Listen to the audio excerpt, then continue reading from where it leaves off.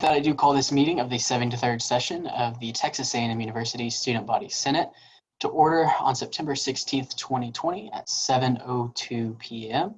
We'll begin with a period of opening roll call led by Pro Tempore Spur.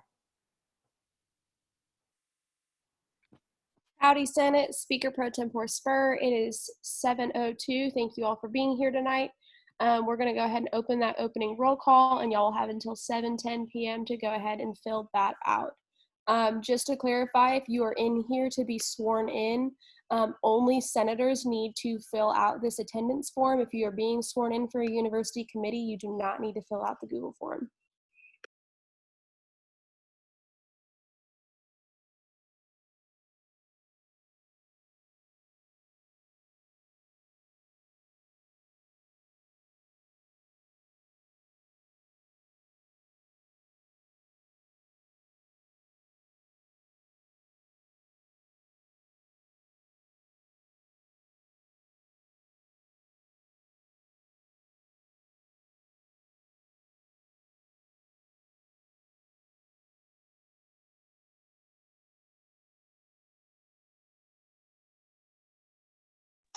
All right, and like Speaker Pro Tempore Spur said, that will stay open for 10 minutes. That is, again, only for senators. But in the meantime, we will go ahead and move into a period of invocation and the pledges of allegiance led by special guest Gabriella Lotzi.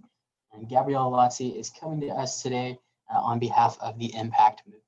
Gabriella, are you with us?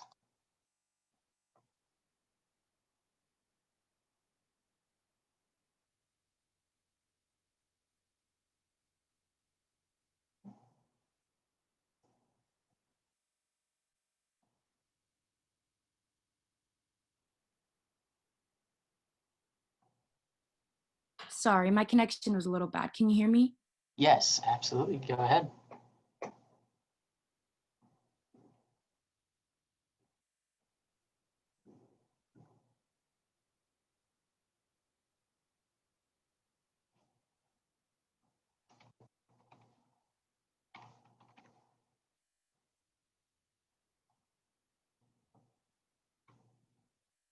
I think we may have lost Gabriella.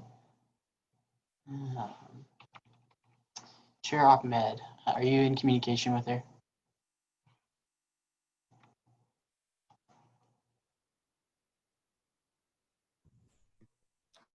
Yeah, I will speak to her, but would we want to continue until I can get her back on here? So if you wouldn't mind going ahead and leading us in the invocation and pledges of allegiance, we'll go ahead and move forward, and we'll bring her back for our next meeting. Alrighty. Yeah, okay, so she just let me know that she is joining back right now, so we give her a moment? We'll give her a moment.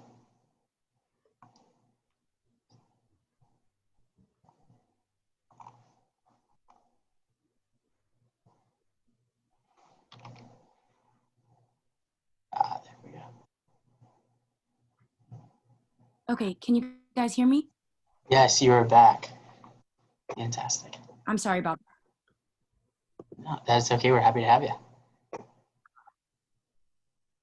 Okay, so if everyone can just close their eyes and bow their heads.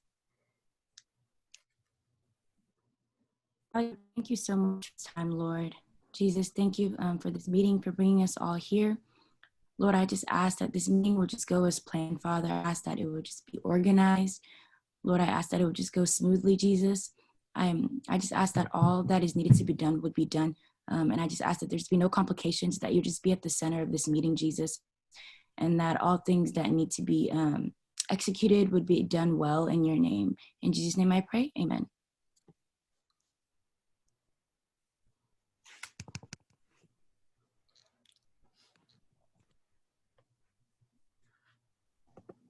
Gabriella, you are welcome to go ahead and lead us in the pledges of allegiance whenever you're ready.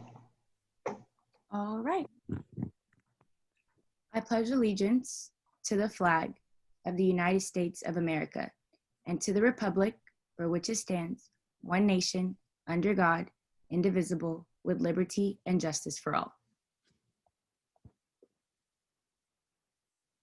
And now now the Texas Pledge. Honor the Texas flag. I pledge allegiance to thee, Texas, one state, under God, one and indivisible. Thank you. Gabriella, thank you so much for being with us tonight. It is always awesome to have people from so many different places across campus come and share and those invocations. And again, I do want to give a shout out to Chair Ahmed for making that effort so incredible and bringing so many people in to be with us. With that, we will now move into a period of the singing of the reading of the mission statement and the Aggie Honor Code, led by our longest serving senator, Senator Wood. Howdy, Aggie. So the mission statement for the Texas A&M Student Senate is: the Texas A&M University Student Senate represents all students in order to enhance the Texas A&M experience within our university and communities through research, legislation, and advocacy in accordance with the core values of our institution. The Aggie Code of Honor states, an Aggie does not lie, cheat, or steal, or tolerate those who do. Thanks, Jacob. Thank you, Senator Wood. I will now move into a period of the singing of the Spirit of Aggieland, led by Pro Tempore Spur. All right, give me just a second to share screen.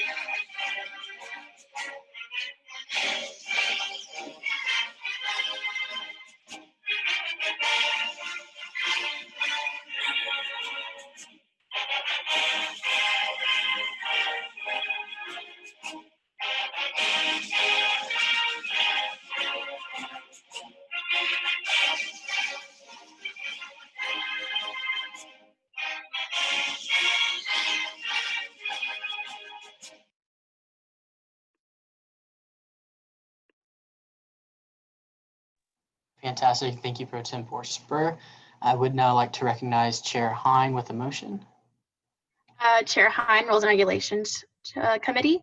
I move to deviate from the agenda and move into a special presentation. Seconds to the motion. Seeing a second, I will now move by general consent to deviate from the current agenda and add a special presentation from Provost Fierke.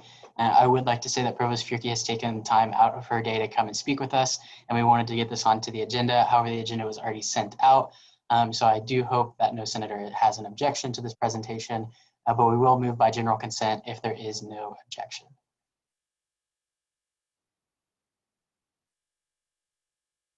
And seeing none, we will move into a period of special presentation from Provost Carol Fierke.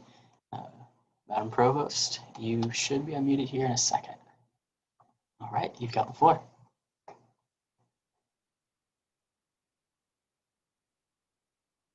Okay, there. Good evening. Thank you all for inviting me to talk. I know that you want me to talk a little bit about HonorLink, HonorLock, but I thought I'd talk a little bit about some of the things that we are thinking about for later this semester and for spring that I would love to get feedback and potentially you guys could collect feedback and give it back to me. So one of the things we are worried about this semester is that students aren't coming to class. And so we are going to start communicating. As far as we can tell, there's been no COVID-19 transmission in the classroom. And we would like to encourage students to come back. So we're going to do some communications about some things that we've heard students are worried about. But if there are, we would be glad to hear other reasons why students are worried and see if we can figure that out. The faculty are getting, they don't like lecturing to empty classrooms. And they will, if the students don't start coming back, they will start pressuring to just go remote. So that's, I think, one issue we're currently dealing with this semester. Something that hopefully you'll see is positive. We are modeling how to have graduation in December. And right now we're looking at having 10 graduation ceremonies so that we can do it with physical distancing. But if we, and what I've always said is if we have fans in the stand for football on that Thanksgiving weekend, we will have graduation. So for spring, we are looking at having the same daily schedule, the 8 a.m. to 8 p.m. with the 30-minute passing times. We are thinking about decreasing the length of spring break. Instead of a 5-day spring break, having a 2-day spring break, and then having the semester end earlier, which then gives us time to have our 28 graduation ceremonies in spring semester.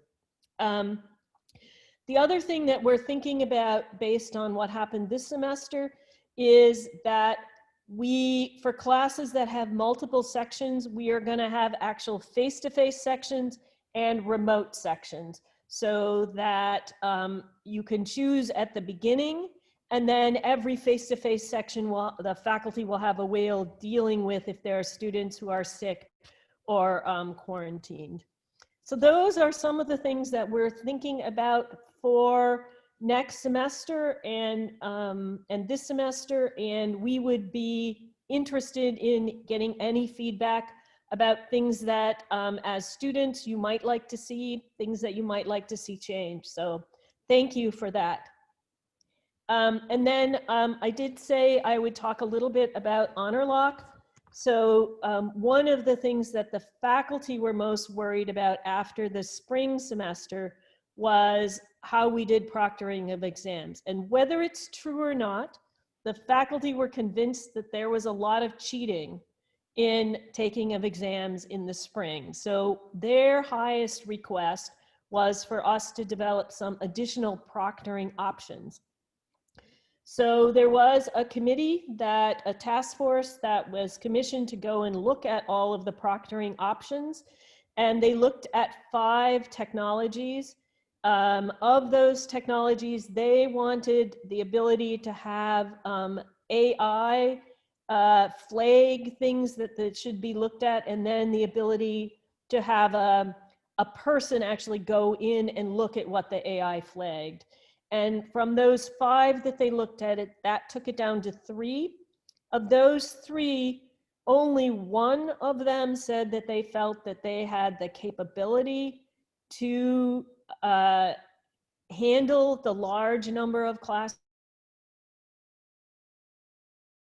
that the faculty committee thought was positive about Honor Lock. It was, of the 5, it was the only one that allowed practice, so that as a student you could go in and see what it would feel like. And so they actually felt that that was a positive piece for Honor Lock.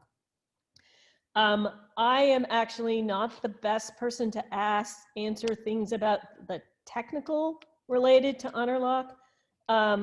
Juan Garza, is Juan here? Maybe Juan. I am here. Great, thank you, Juan. Juan is part of the Provost IT, and he is very knowledgeable, and he will be glad to answer technical questions. So I don't know if there are questions about that we could address at this point, or any of the other things that I mentioned.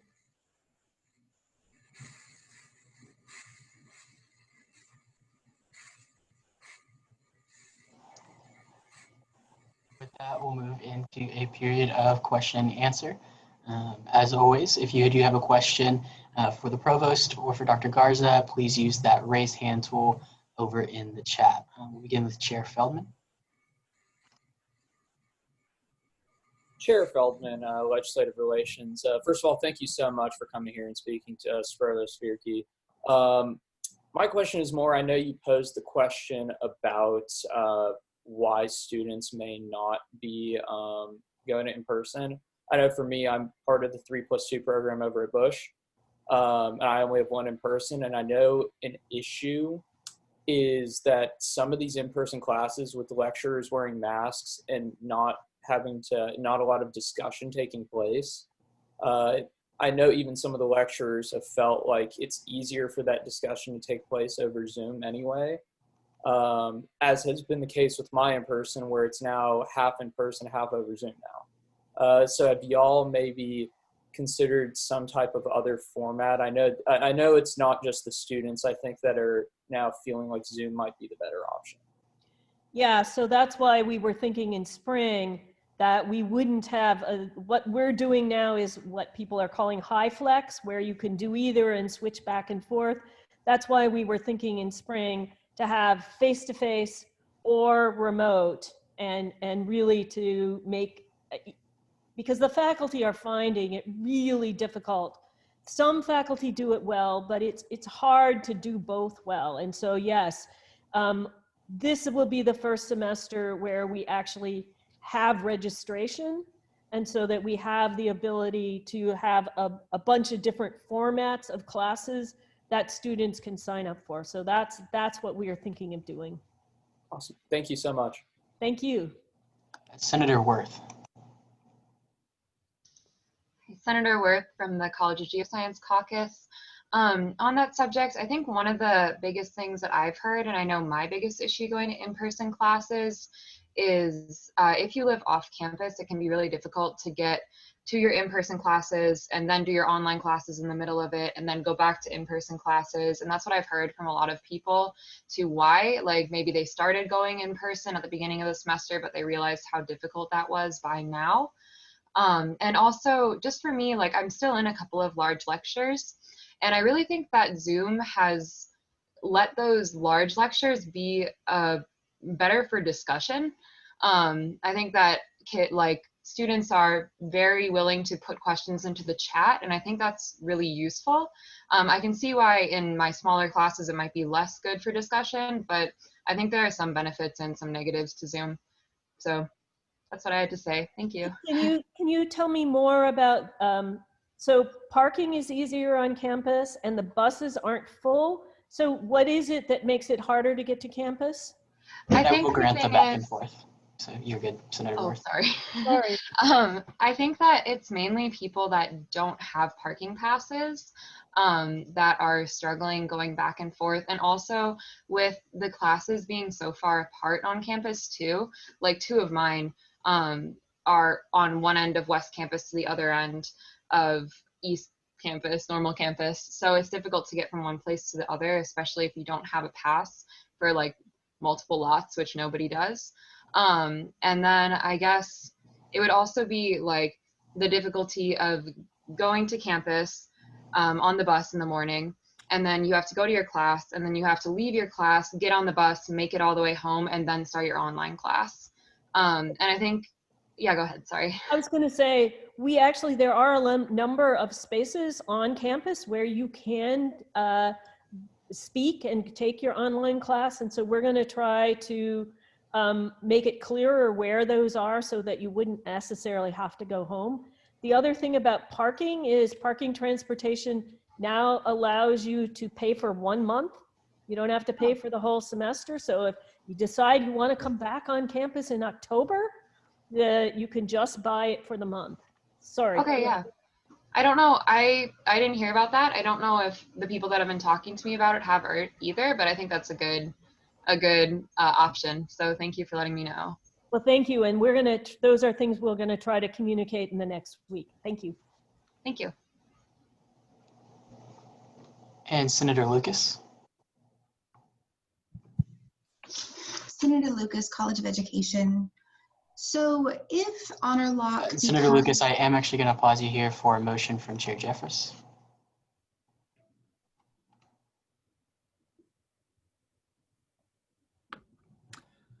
Sam Jeffress, Academic Affairs. I move to extend the period of question and answer by 7 minutes. So unfortunately, the motion is out of order, as that can only be made when the speaker is not speaking. So if you wait until after this question, you can remake that motion. Senator Lucas. Okay.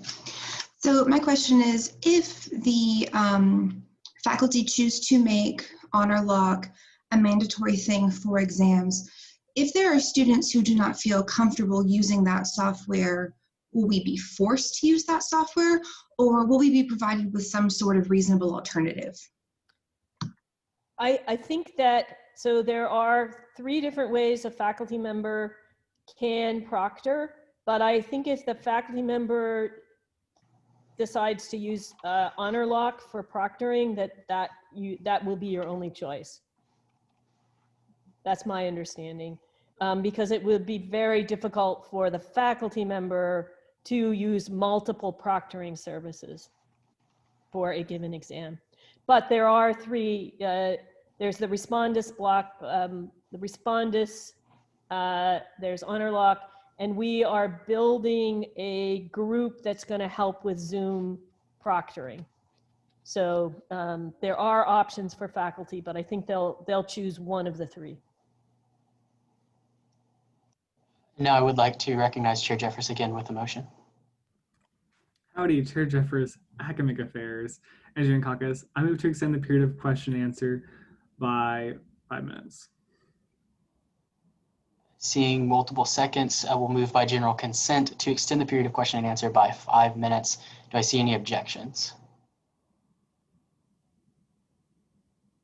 Seeing none, that motion does pass and the period of question and answer will be extended by 5 minutes. We'll resume question and answer with Senator Trosclair.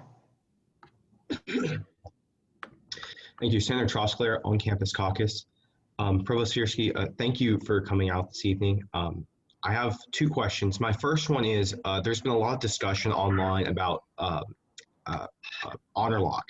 And one of the things that has been said that I do not know if it's accurate or not is that software can go through every file on your computer and see anything and everything you have. Is that accurate? My second question is, has the Office of Risk, Ethics, and Compliance taken a look at the Honor Lock software? And if so, what was their rationale to approve it? Juan, do you want to answer those questions? Or at least the first question? Yes, to your first question, no, Honor Lock does not go through every piece of your software. The Chrome extension only looks at your browser. You can uninstall it and install it at the time of exams, and that's all it does. On the second question, privacy officers did review it. They looked at it for privacy concerns. It met all the FERPA requirements or security requirements for the state of Texas, including any data breach clauses, any data loss provisions, and it was approved based on the recommendation from the faculty because it also met all the state guidelines for security and the federal requirements for FERPA. Thank you very much. Senator Abel. Howdy, Senator Elbel, Off-Campus Caucus. Thank you so much for coming today. We really appreciate it.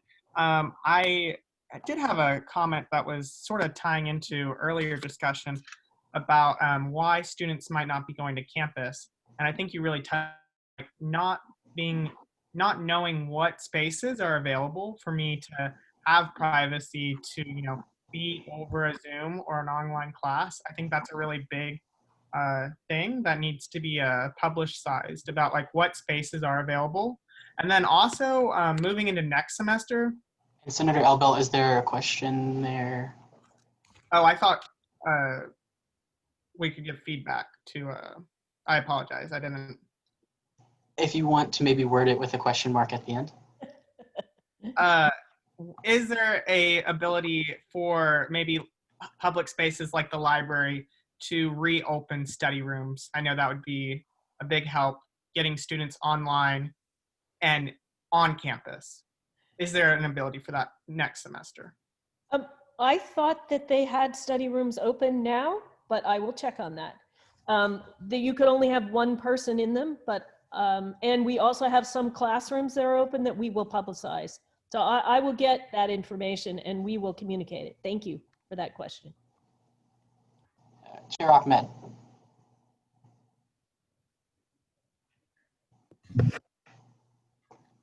Chair Ahmed, Hello, Chair Ahmed, Diversity Inclusion. It's always a pleasure to have you, Dr. Firki. And so I guess my question is also pertaining to next semester. There are many students who are like back in their hometowns. They haven't come back to College Station.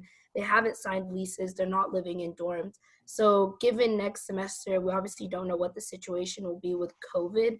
Is there a chance, like if things are getting better, that A&M would like compel students to come back and kind of like say like, you do have to take in-person classes now, or it'll remain the same?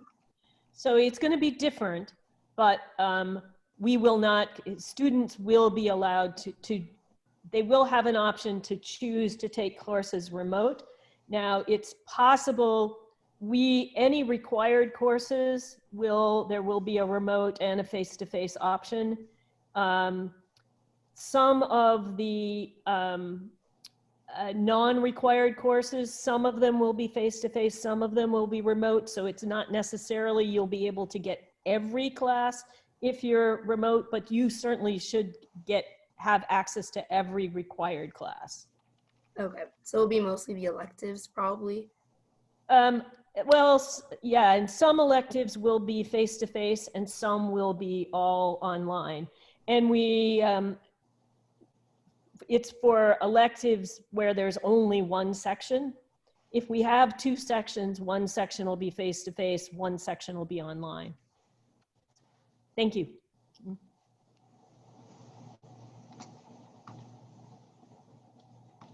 Senator Marufo.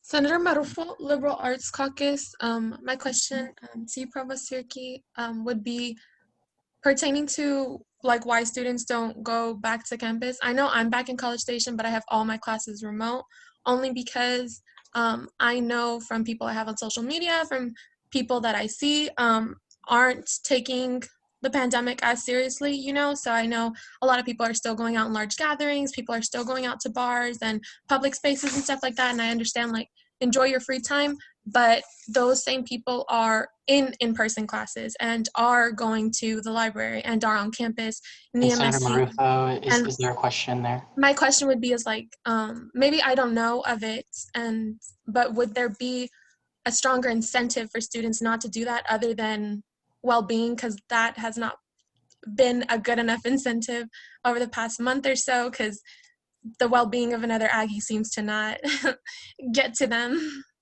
So what I can say is on campus, in classes, students are wearing face coverings, they are social distancing, and even outdoors, people on campus are being very well behaved. And although I am sure there's off-campus behavior that is not optimal, but we actually haven't, other than the original sorority cluster, we actually haven't seen a lot of clusters coming from parties like other institutions have. Now, the possibility is that students at Texas A&M are much quieter about it, don't put it on, on all social media. But I think that at least compared to other institutions, our students are really look like they're behaving better so far. And on campus, things are. So I would say on campus, it's quite safe at the moment. Thank you. And I would like to address the motion from Chair Syed.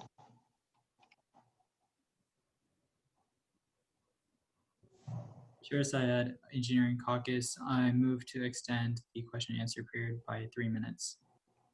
Great. Aye. Do I see any seconds? Seeing multiple seconds, we will move by general consent to extend the period of question and answer by 3 minutes. Do I see any objections? Seeing none, that does pass, and the period of question and answer has been extended by 3 minutes.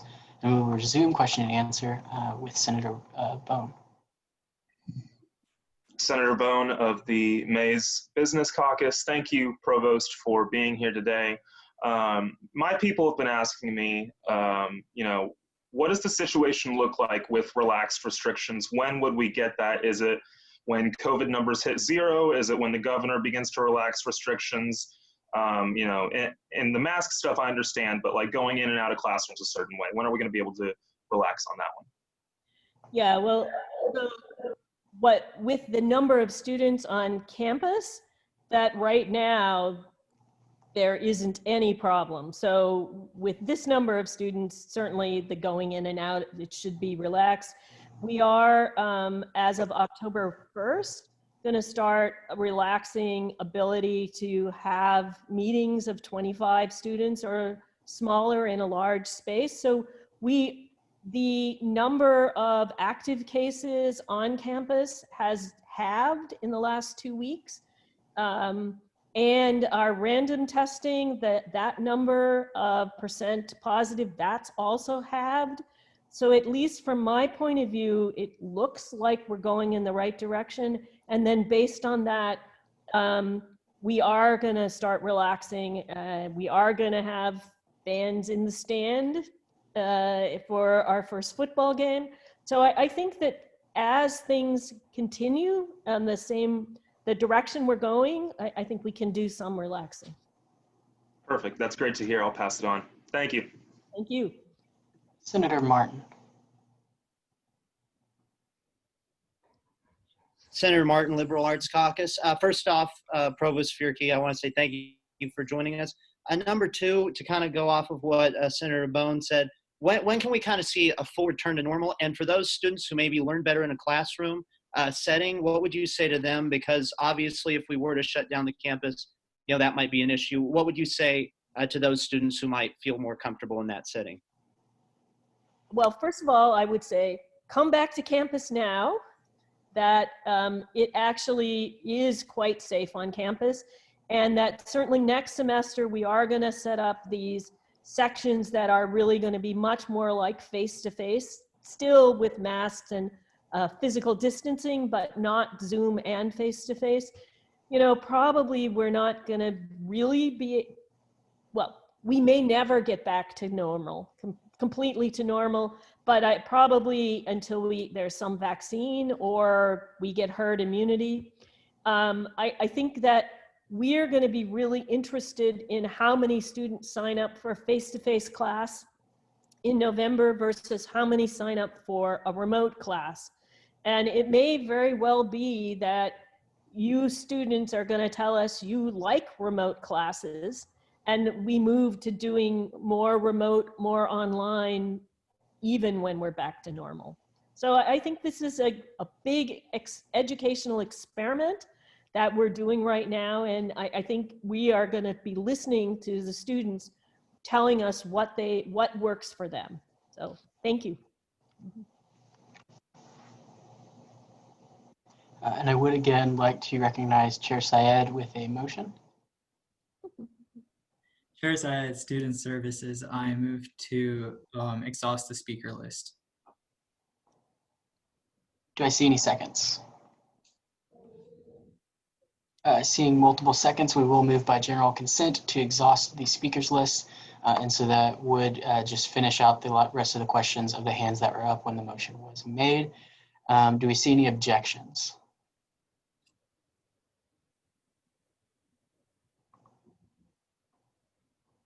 Seeing none, that does pass. I believe Senator Trosclair and Chair Syed both had their hands up at the time. Chair Syed, go ahead with your question.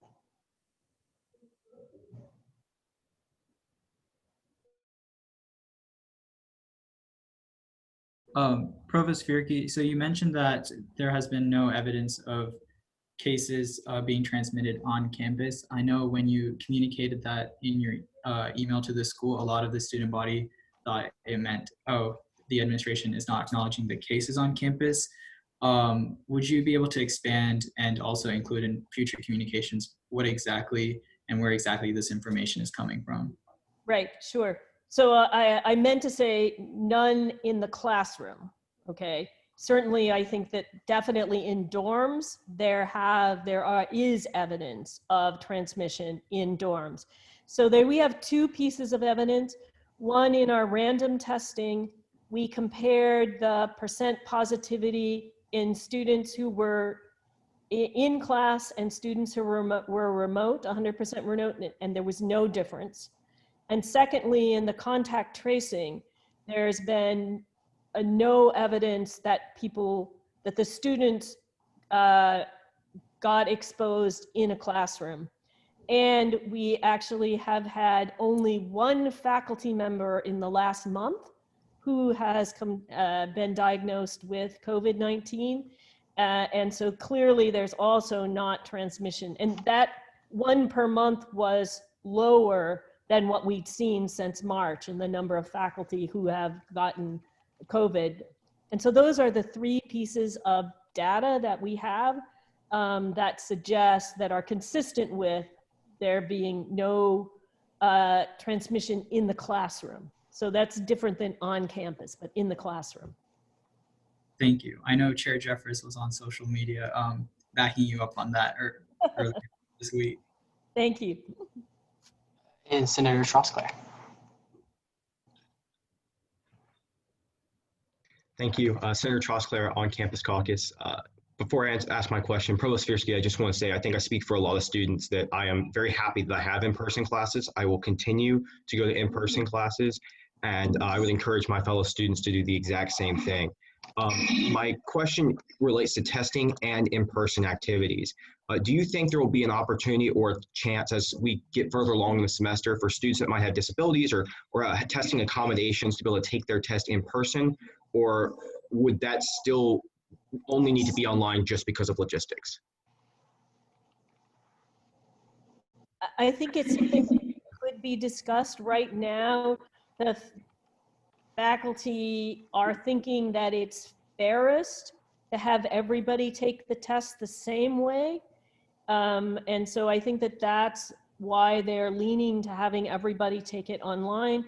You know, if there is a case with a student with a disability that makes it much more difficult, I think that that would be going to talk to disability services and seeing, I think there we could make an accommodation. For next semester, if we have these face-to-face classes, I think we could then move back to some face-to-face exams. So I think we can see the evolution about how we can move back to more normal in a stepwise fashion. Thank you. Thank you very much.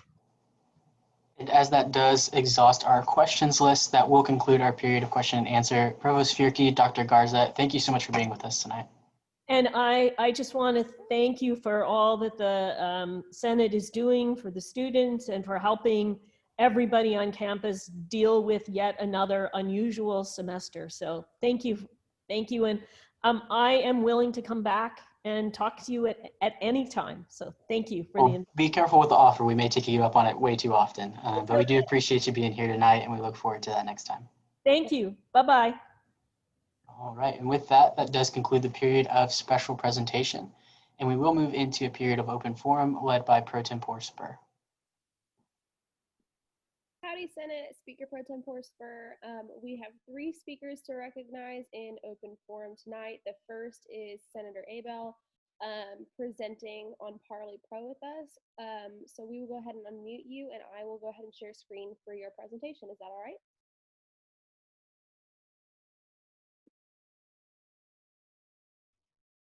Awesome. Senator Elbel, off-campus campus caucus, my bad. So today's going to be like the start of us just sharing some great Parliament procedure tricks, going into this semester and then hopefully next semester. Chair Hines and I just really want to give you all the opportunity to really develop your skills when it comes to Robert's Rules of Order. And so the first trick which is to withdraw. So if you'll go to the next slide. Yeah, so we got to see this last time, withdrawing a motion. So you might be asking, what is to withdraw a motion? Well, to withdraw a motion is basically to get rid of it without actually taking a vote. And so in Robert's Rules of Order, we're seeing that, it's basically to have the person who made that motion, excuse me, just take it off the table.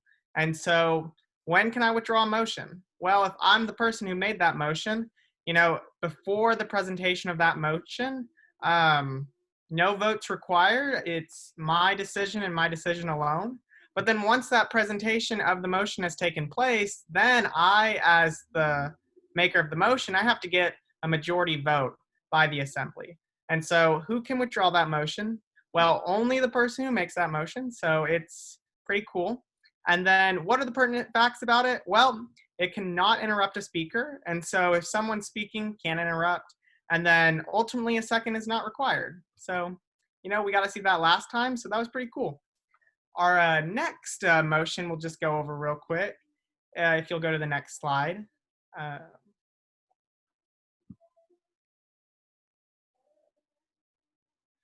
Is to postpone indefinitely. It's basically to void a motion that's on the table. Anyone can do it.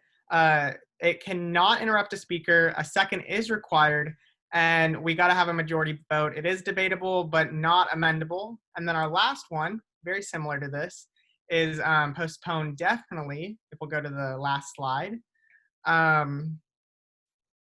Basically, the difference between postponing definitely and postponing indefinitely is basically like saving a motion for a certain time or place. And so it cannot interrupt a speaker. A second is required. We got to have a majority vote, debatable and unamendable.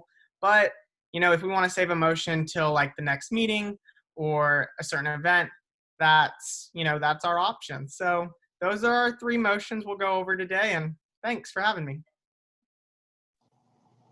Are there any questions for the presenter?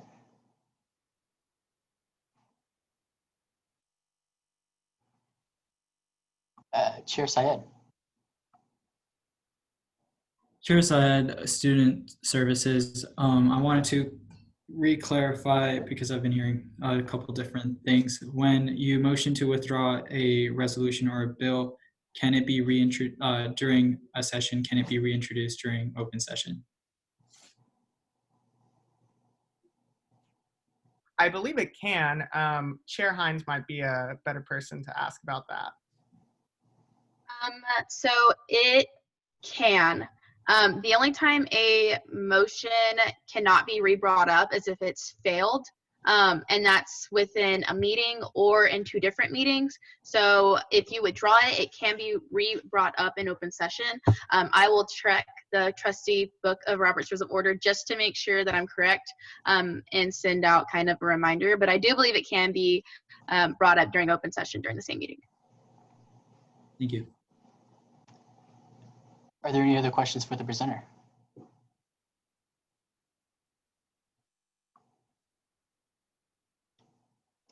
Seeing none, Pro Tempore Spur, if you would please go to our next open forum. Howdy, Speaker Pro Tempore Spur. The next speaker we have for open forum is Michaela Nassis, on behalf of the Tate A. Banks Core Values Subcommittee. And Michaela, am I okay to share screen for you as well? Yes, thank you.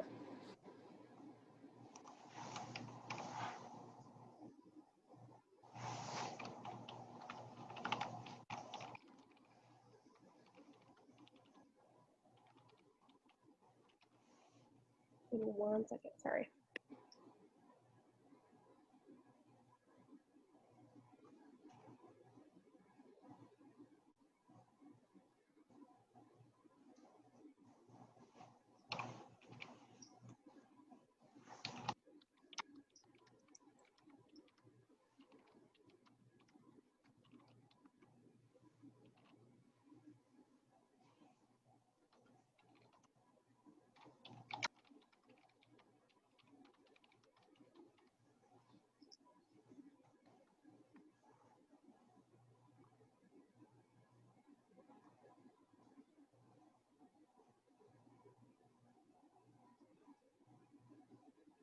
Okay.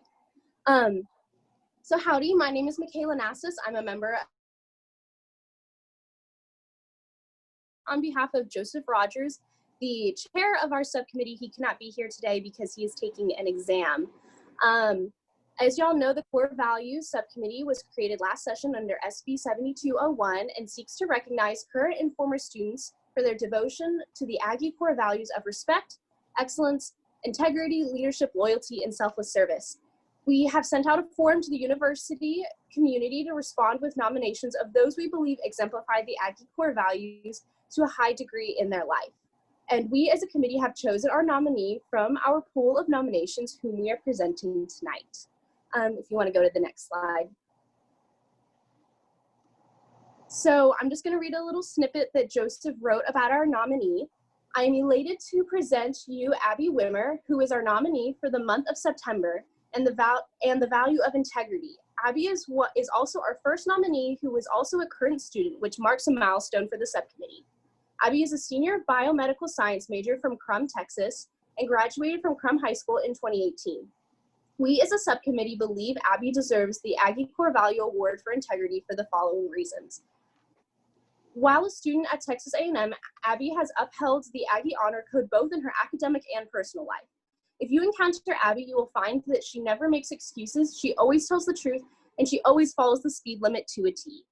Abby has shown time and time again that she is not only adherent to the truth, but also a fervent defender of it. She refuses to compromise her strong morals and principles and encourages others to do the same.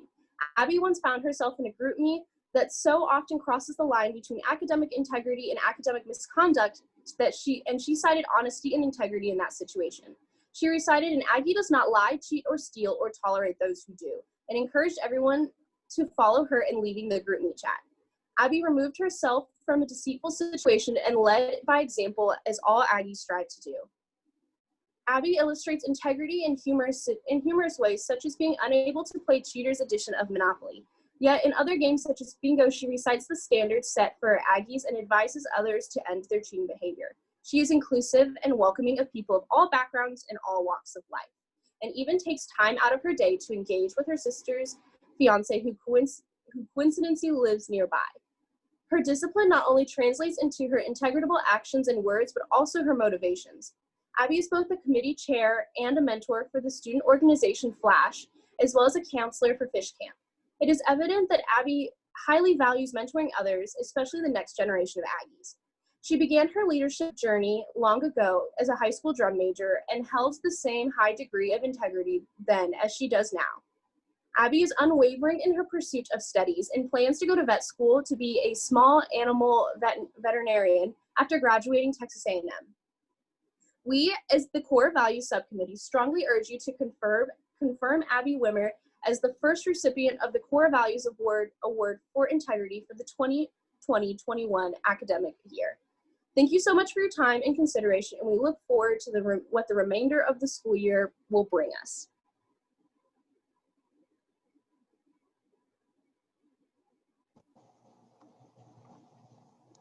Thank you, Senator Nassas. I believe now a vote is in order for the nominee, as the nominees from the Core Values Subcommittee do have to be confirmed by the full Senate.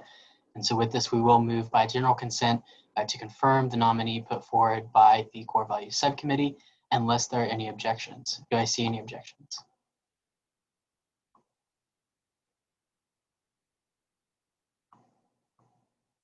Excuse me, I do want to go back and do Q&A first. I am out of order, so we will go into a period of question and answer. Are there any questions for the presenter?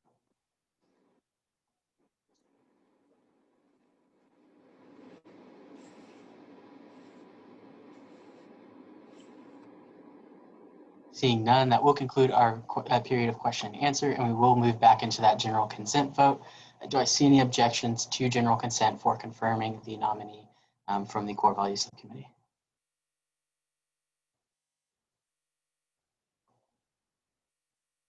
Seeing none, that does pass, and that does conclude our presentation from the Core Values Subcommittee. Thank you, Senator Nassas. Pro Tempore Spur, do we have anyone else on the open forums list? Howdy, Speaker Pro Tempore Spur. I will be recognizing myself as the last speaker for open forum. Go ahead. Thank you. Well, howdy, y'all. I just wanted to clarify something really quickly with all of you. Also, a shout out to all of our UCOM confirmations that are still in our meeting. Thank you for hanging on. But we have been noticing a large discrepancy in numbers of voters that are filling out ballots and people that are in the meeting. And so I just wanted to make sure y'all are aware these are ballot votes. And so you do have to vote, whether you vote yay, nay, or in abstention, if you are in this meeting. It is not optional to not fill out a vote because it is a ballot vote. And so I just wanted to basically see if y'all needed more time, if that's why we weren't seeing votes, if you needed more than 2 minutes. And make that point clear that you do need to be filling out a Google form for every vote that goes on the floor if you are in the meeting. And this is to the senators in this meeting. So with that, I yield my time to questions. And with questions, if you think we need more time, please let me know. The presenter is open for questions. Chair Teague.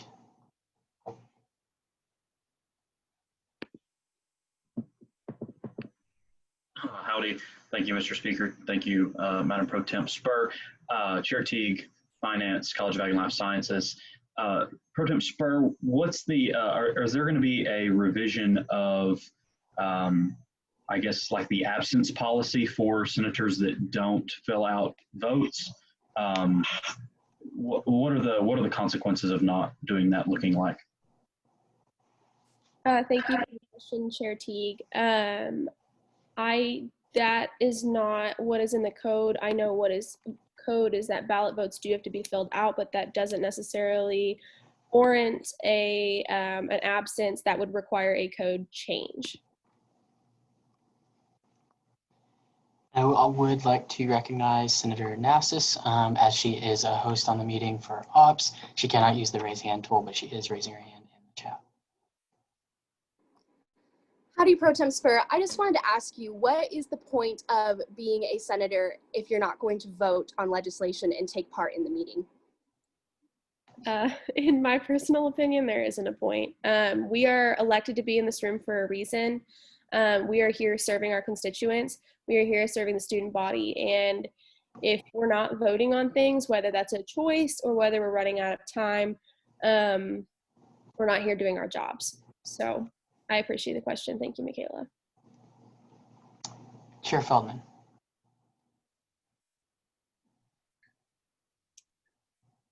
Howdy, Chair Feldman, Legislative Relations. I would ask that, is it possible that people have not been voting as a way to just get out of it or to not vote on specific legislation? I can't for sure declare motive. I myself think it could possibly be that they haven't had enough time, but I do think people that are used to being in the room may understand that sometimes an abstention is not using a vocal vote, but in this case, even an abstention, you do have to fill out a ballot. Senator Marufo.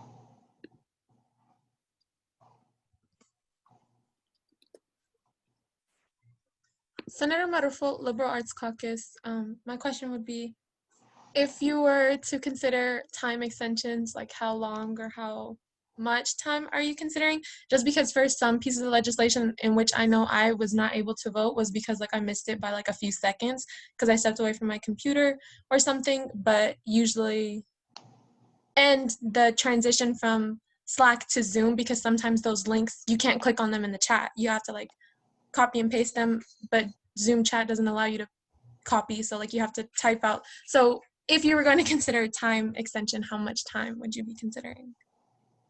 Speaker McHugh, permission to back and forth one question. Permission granted. So I guess my question is, how long do you think you would need? I also will say all of the ballots are in the meeting materials folder on Google where you can literally just click the ballot. So that might help too in time. That's what I found with the transition from the Slack links to Zoom chats. But how much do we usually get? Because I usually miss them by a second. So I think a minute, an extra 45 seconds. You know what I mean? Okay, so we could go from maybe 2 minutes to 3. Thank you. I just want to say that. Senator Worth. Senator Worth, College of Geoscience. I would just say this might be like something kind of nitpicky, but a lot of the times when I'm voting, I don't remember what ballot number we're on. So for the first minute, I'm kind of waiting for somebody to like say what ballot number it was. So maybe a good way to say it would be, we're going to start voting on this particular ballot. Senator Worth, is there a question included? Yeah, I was wondering if that would be a possibility to state what ballot number we're on right at the beginning. Yeah, we can absolutely do that. Thank you. Senator Ramirez. Chair Ramirez, current sign. How many senators are now filling the ballot? I'm sorry, will you repeat your question? How many senators are now filling the ballot? We've seen, it depends on the ballot, it depends on the meeting, but sometimes the biggest discrepancy I've usually seen is about 15 votes missing. Thank you. Mm-hmm. Are there any other questions for the presenter? Seeing none, that will conclude that presentation. We'll go back to you, Pro Tempore Spur. Are there any other members looking for an open forum slot? No, that is the speakers list for open forum today. Thank you all. And that will conclude our period of open forum, and we'll move into a period of approval of the 9/2/20 meeting minutes. We'll move to do this. I do want to go ahead and recognize a motion from Chair Syed.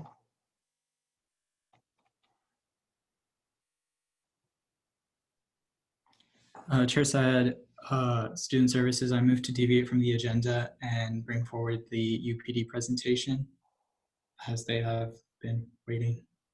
Do I see any seconds? Seeing a second, seeing multiple seconds, we will move by general consent to deviate from the agenda and bring forward the special presentation from UPD. Do I see any objections?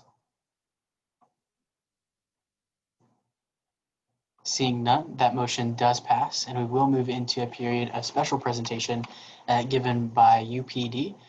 We do have Bobby Richardson as well as the Chief of UPD with us today to address us, and so please turn your full attention to them. Mr. Richardson, are you with us? Yes, sir, I am. Can you hear me? All right, fantastic. You do have the floor, sir. All right, thank you. Can you share our screen by chance? Pardon? Can you allow us to share our screen? Yes, Pro Tempore Spur. They should have access.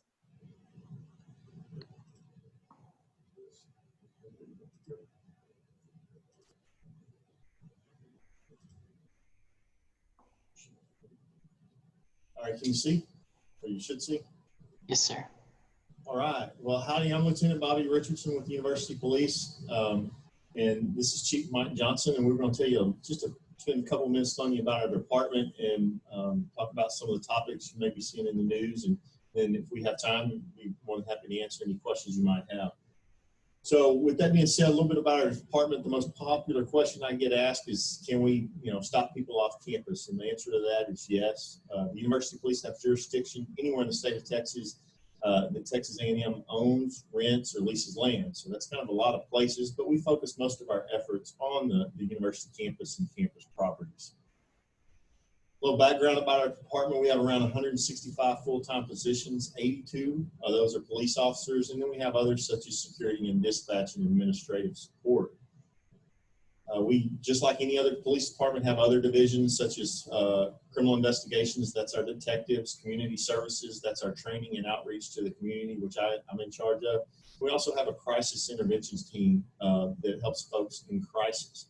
We also have our canine officers. Most people don't know about them, but if you see them on campus, they're very friendly. They're actually bond dogs. The two up top on your screen that you see, they have a special set of skills. They're mobile odor detection dogs, and they actually got to go down to Houston and work the Super Bowl when it was here and the World Series as well. So very unique set of skills, and we're very proud of them. Other divisions we have is records, personnel and recruiting, IT, The one I will pause for just a second is special events. We have to cover any special event on campus, and that's anywhere from football to softball to baseball to basketball, any type of special events that require security. So that will obviously keep us pretty busy, especially this time of year. We do have a strict set of hiring standards. We have the highest hiring standards than any other agency in Brazos Valley. We have a campus law enforcement focus, and many of our officers are former students. And a lot of the officers here stay here for quite some time. So just for example, our chief here in my years, just like myself, our assistant chief has been here 34 years. I'm next in line in the chain of command as a lieutenant. There's 5 of our 6 lieutenants are also Aggies. So, I mean, it's pretty cool to think about Aggies helping Aggies. And when we get into our patrol officers, a lot of them are former students as well. So as we're leading up to probably some questions here in a little bit, I do want to mention we are an accredited agency by the Commission on Accreditation for Law Enforcement Agencies. What does that mean? Think about this as kind of the gold standard of policing. It's a national body of standards developed by law enforcement professionals. We participate in this program voluntarily. Only 5% of the police departments in the country is accredited, so we're very proud of that. So basically, that means we're doing things the right way. In addition to that, College Station Police and Bryan Police are also accredited agencies. We work well with our local partners. Like we said, they're also accredited, but we work well with them because obviously when it comes to large events, we have to work together. So we're very used to that. So when it comes to large events like football and things, we've been doing it together for many, many years, and we're fortunate to work with them. So community outreach, I won't spend any time on this. These are our different programs: Coffee with a Cop, National Night Out, Tip a Cop, raising money for Special Olympics, Aggie Moms Club, New Student Orientation. All these are efforts we strive to reach out to our community and interact with our community. If you want to keep up with us, you can follow us on our Twitter page at TAMU Police. We have the most Twitter following of any other university police department in the country. And we also have a Facebook page, and we can put a lot of stuff out there and tell you what's going on around campus. So with that being said, most people have on the back of their minds a little bit about the university police. So we want to pause for just a second and tell you about some of our requirements. To work for the University Police, our department believes working on a college campus, we think you should have college hours, which is not required by a lot of other agencies. So we require at least 45 college hours, or 3 years as a law enforcement officer active duty, and 15 college hours. Or we require 2 years full-time employment or a bachelor's degree or higher. So as you can see, our hiring requirements are higher than that of even College Station and Bryan Police. If you want to be a police officer, these are the things you have to complete. So if you put in an application with us today, you have to go through all of these steps. We usually take about 4 to 5 months, leading up to probably one of the questions you may have about training. Then after you get hired, we send you through a police academy. Then you have to, after you finish that, that's 18 weeks. After you finish that, you have to pass a state exam to become a certified police officer. Then you have to go through a 20-week field training program, meaning you're paired with a more experienced officer and kind of teaches you how to do your job on a day-to-day basis. And then you're assigned to a patrol shift. So with all that being said, I said if you put in an application today, you would be a police officer on your own in probably about a year. So a lot of training and a lot of education that leads up to that. So I mentioned training. Another thing we'll pause to talk about a second is TCOL. You've seen a lot of things in the media, on the news about law enforcement and law enforcement across the country. I would like to point out that law enforcement is governed by the state they work in. So Texas law enforcement is governed by Texas Law Enforcement Commission. So Texas Commission on Law Enforcement. Think of them as they issue our licenses to be a peace officer. So they can grant it, suspend it, revoke it. They mandate training and all that requirements. So what's required here in Texas may not be the same as other states. And actually, Texas requires more training of its police than any other state in the country except for California. There's around 79,000 licensed police officers in Texas, so TCOL governs that. So I want to put those two things out there, accreditation and TCOL, because if you have any questions, we're going to reference that because that's why we do what we do here in Texas. That's also why it may be different in other states or things you see on TV. So required training, TCOL, remember that's our governing agency, requires 40 hours every training cycle. And I went back to our last training cycle which ended in 2019. So these are our stats for the University Police Department. We're required to have 40 hours. All of our officers had that. Actually, our least trained officer had 73 hours that training cycle, and the average of all the university police had 249 hours. We had some officers with around 900 hours of training. And again, the state only requires 40. So training is very important to us. We seek that out to maintain our certification and education.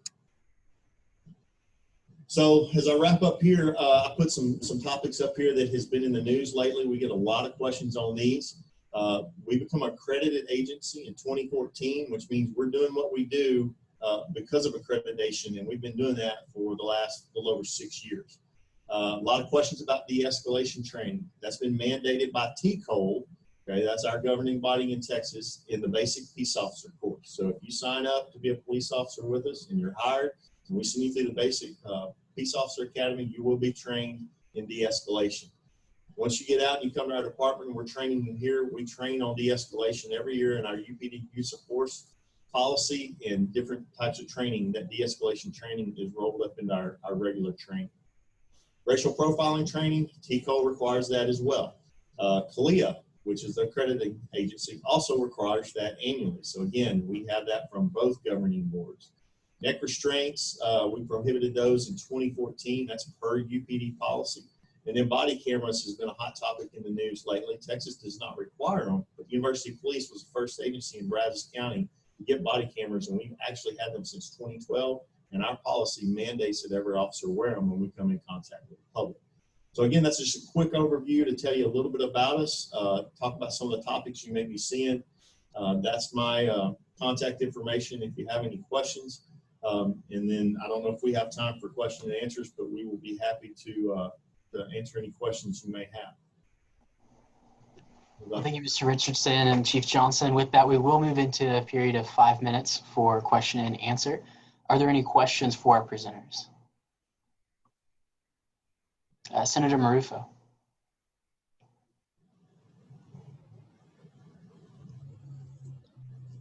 Senator Marufo, Liberal Arts Caucus. My question is, I haven't been to campus since summer, so I may not be updated on this, but my question is, are UPD officers required to wear masks while they're on campus as well? I know that wasn't in the summer, so maybe it didn't affect, but that's my question. Yes, they are. We have to follow all rules that everybody else has to follow. The only time you don't see that usually is from our bicycle officers, because they're out riding the bikes. They're usually not in contact, and when they stop, they will put their mask back up, but obviously trying to breathe and ride a bicycle across campus. One of the exceptions is exercising, and so they are not required, but the rest of them are, yes. Thank you. And Chair Ahmed. Howdy, I'm Chair Ahmed, Diversity and Inclusion Chair, Off-Campus Caucus. So it's a pleasure to have you all. We had a great meeting with you guys over the summer, and I know many students are very impressed about all of your qualifications. And so I know recently on campus there was a sexual assault incident, and it was one that kind of shocked a lot of the campus community. So I was wondering, since that incident, has UPD looked at maybe increasing, not patrolling, I would say, but just kind of increasing their presence at campus at night, just because of students who are concerned about their safety? Yes, as far as increasing patrol, but we are regularly out on patrol. That incident, although unfortunate, I can't share any information about it. We do have some information on that. But we're always out. We work 24/7, 365 days a year, 7 days a week. And so we're always out on patrol, whether it be in a vehicle, on foot, or on bikes, to try and keep our community safe. I would just add, we also would be remiss not to mention our security officers who are out as well at night. And they're very helpful as our eyes and ears also in their patrols. You might see them on segways or even on foot in the different areas as well. So just trying to be as diligent as we can in our efforts with them. Thank you. Senator Chunga Pizarro. Senator Chunga Pizarro, Off-Campus Caucus. So in your presentation, you mentioned that you work with a few federal agencies, and I was wondering if Texas A&M UPD has ever worked with Immigration and Customs order, ICE for the acronym. As far as in what aspect? In the aspect of like helping them out if they're seeking anyone on campus. Or obviously they're a federal law enforcement agency. They do several different things and aspects. So I don't know. I can't think of a time we've ever helped them. I don't know when they've come to campus. But as far as when it comes to the reason I was asking the question is because if you're typically referring to like immigration issues, I know we've not done that. Now, obviously, they are federal law enforcement agencies, so they can sometimes have federal warrants. So, aside from custom enforcement, does that make sense? So they can have a federal warrant and be serving it with nothing related to immigration. So if they were to come to our campus and show up, obviously we would help them carry that out. But usually when it comes to immigration, things like that, we do not have any interaction with them. Okay, thank you. Senator Trosclair.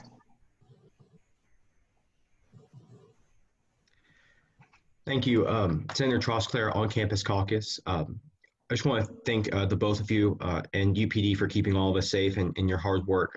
My question relates to the question Chair Ahmed asked. Is it possible to park an extra patrol car in some of the parking lots near dormitories? I know a lot of students have expressed it's been very dark outside and they are concerned about getting to their rooms at night.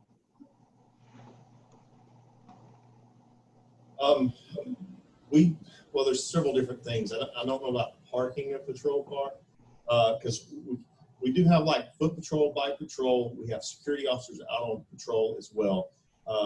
If crime increases or crime area, we will, what we call directed patrol, we will focus more of our efforts in there.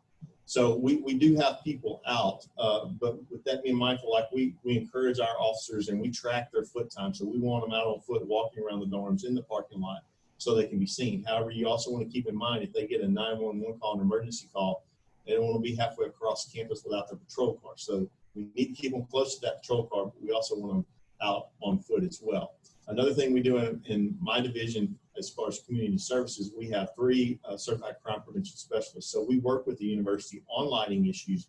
We have a strict campus lighting standard. And so there's a couple instances out there that will report lights out, but we also do that. Our officers do that and our security officers do that. To where if you see an area that's dark, feel free to contact us, but we're looking for those as well. I'll be honest with you, sometimes it takes a little while to get them fixed, but we do note those and try to get them fixed as soon as possible, so to avoid those dark areas. Not sure if the Corps was still doing escorts at this point. I know that used to be an option before, but with what we're experiencing now, I'm not sure if they're still doing that, but there's normally a phone number on the back of your IDs where you could call. And I would encourage anyone, if you're just out and about and you're in an area and you really feel unsafe, don't hesitate to give us a call, where we can come by and try to assist and do what we can to help you in the area that you're in to get you to more of a safe location. So we try to do our best to help with that as well. Yeah, I can't stress that enough. If you tell everybody, if you see something, say something, because, in our atmosphere on campus, obviously we get very comfortable. We're all Aggies here, and we trust one another. And sometimes we get too comfortable in our atmosphere. And so it's easy to disregard something that we see as suspicious. So if you see anything out of place, anything uncomfortable, please call us. Obviously, you can use 911 or non-emergency numbers on the back of your student ID, and we'll be glad to come out and take a look at it. Thank you very much.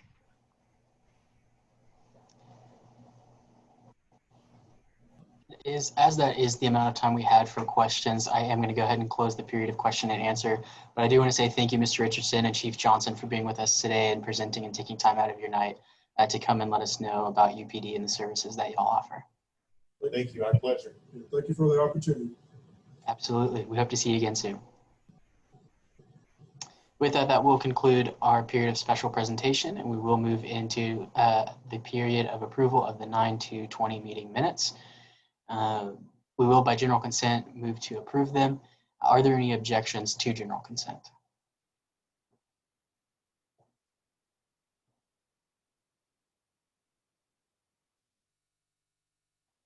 Seeing none, that does pass, and the meeting minutes from the 9/2/20 meeting have passed and have been approved.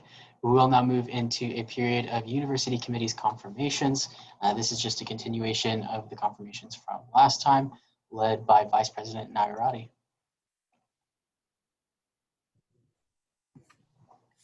Howdy, everyone. I'm Nodi Nagarati, the Vice President of University Committees for this year. It's just the same process as last time. I'm just going to go ahead and read the names and the committees, and then we'll go into a voice vote. So to get started, for the Academic Scholarship Selection Committee, we have Chinwe Akuchiyama, Rec Sports Advisory Council, Sean Sachnik, Senior Safety Oversight Committee, Bailey Green, Student Government Advisory Council, Clarissa Rodriguez, Student Health Services Advisory Committee, Major Eldridge, and Brill Ulugun. Undergraduate Academic Appeals Panel, Alyssa Gilbert, Grayson Winchester, Maria Benavides, Preston Cutler, Hannah Myers. University Disciplinary Appeals Panel, Sarah Sotelo and Madison Coons, and University Library Student Advisory Committee, Elizabeth Lewis. That concludes all our appointees for today. Thank you. Thank you, Vice President Nagarati. With that, we will move by general consent to confirm all of the nominees for university committees read tonight. Do I see any objections to general consent?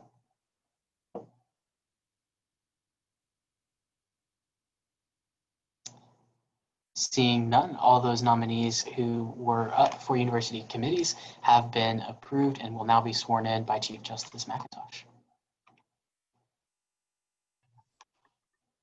All right, everyone raise your right hand and repeat after me. I state your name, do solemnly swear to faithfully execute to the best of my ability the duties of the office of, state your office name, for the Texas A&M University Student Government Association, to uphold the honor of the same at all times, to protect the welfare of the student body, and to promote good relations between the students and those concerned with the university. Congratulations, everyone. Congratulations to all the new members of the university committees. I also want to thank you all for bearing with us as this meeting has gone long in the first part. And so I know you were told you wouldn't be here this long, and so we appreciate you sticking with us. That will conclude our period of university committee confirmations. We'll now move into a period of unfinished business, beginning with the reconsideration of SB 7302, the Summer Cleaning Omnibus Act. Chair Hine, if you would please go into the second reading. Alrighty, howdy Senate, Chair Hine, Rules and Regulations. So this is the second reading, so I'll go ahead and read through it as a whole, and then this will also be the reading we take a vote on. So the Summer Cleaning Omnibus Act, an act to clean up the SGA code and to find an act. Whereas one, there are many inconsistencies within the SGA code, and we should strive to keep the code as up-to-date and cohesive as possible. And whereas two, Title VI, titled The Agreements of the Student Body President, no longer exists as it was repealed by SB 7029. And whereas three, the differences between a bill and an act are not clearly stated in the code. And whereas four, renewed bills have not been utilized in the Senate body in recent sessions. And whereas five, there is no formal definition distinguishing an act from a bill. Therefore, let it be enacted. 1, Title I, Chapter 1, Article 3, Section 2, Subsection F, be removed from the code, and let it be further enacted. 2, Title 3, Chapter 1, Article 6, Section 1, Subsection H, Subsection 1, be amended to read as the following. Bills. A bill is a binding statement of the Senate calling for a specific action and its implementation. A bill requires a majority vote of the members present and voting. A bill must be presented to the Senate for its first reading and may be voted only upon its second reading unless it is considered emergency legislation. A bill's first act shall consist of a presentation and a period of questions and answers only, with no debate except in the case of emergency legislation as outlined above. At the conclusion of a bill's first reading, the Speaker of the Senate shall assign the bill to appropriate legislative committee as outlined in Article 7, Section 1, Subsection E of the Senate bylaws. Each bill must pass through the committee process before being brought to the floor for a second reading unless a motion to take the bill from committee to the floor as outlined in Article 7, Section 2 is approved by a 2/3 vote majority of the Senate. A bill must be in its finalized form when it comes up for reading for a first reading. All changes made between the first and second reading of a bill must be highlighted on the document when it is sent out to the senators and when it is brought to the floor for the second reading. During the second reading, the bill authors must read the bill in its entirety and also accentuate to the body the changes made in his or her presentation since the first reading. The markings signifying changes will be removed once the bill is passed or failed for archiving purposes. Bills will only be enacted and enforced in which the session it was passed. Let it be further enacted. 3. Title 3, Chapter 1, Article 6, Section 1, Subsection 8, Subsection 2 be amended to read: Acts. An act is similar to a standard bill, except the action implemented will be permanent until repealed or removed by another act or bill. Acts may only be written to alter the Student Government Association Code. An act's first reading shall consist of a presentation and a period of question and answer only, with no debate. After the first reading, the act will be sent to the committee in which the speaker deems most appropriate. Each bill must pass through this committee process before being brought to the floor for a second reading, unless a motion to take the bill from committee to the floor as outlined in Article 7, Section 2 is approved by a 2/3 vote majority of the Senate. All changes made between the first and second reading of a bill must be highlighted on the document when it is sent out to senators and when it is brought to the floor for the second reading. During an act second reading, the bill authors must read the bill in its entirety and also accentuate to the body that changes made in his or her presentation. Since the first reading, an act may only be voted on after its second reading. The marking signifying changes will be removed once the bill is passed or failed for archiving purposes. And let it be further enacted for a copy of this bill be sent to Megan Hine, Rules and Regulations Chair. This is basically just defining an act and cleaning up the code. I also saw some discrepancies of his or her, so I am open for amendments to amend that as well. Are there any questions for the presenter?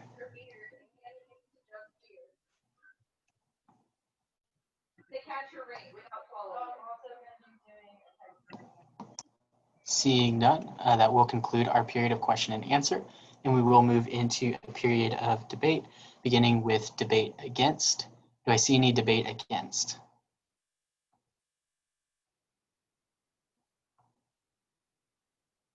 Speaker Pro Tempore Spur, you do have the floor. Howdy, Speaker Pro Tempore Spur. I talked to Chair Hine about this before I brought it up as a motion in debate against, but I would like to add a let it be therefore enacted, changing to where an act would be titled S.A 73 and then whatever number instead of being SB, so that we could notate the difference between a bill and an act in its title.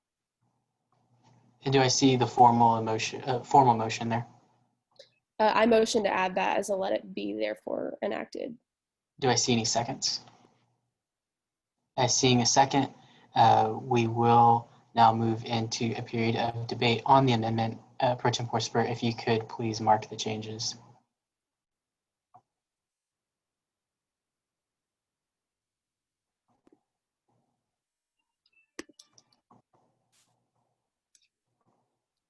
All right, would you like me to share screen? That would be fantastic. Give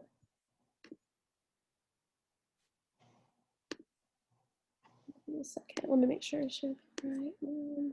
Okay. So it would be another of these.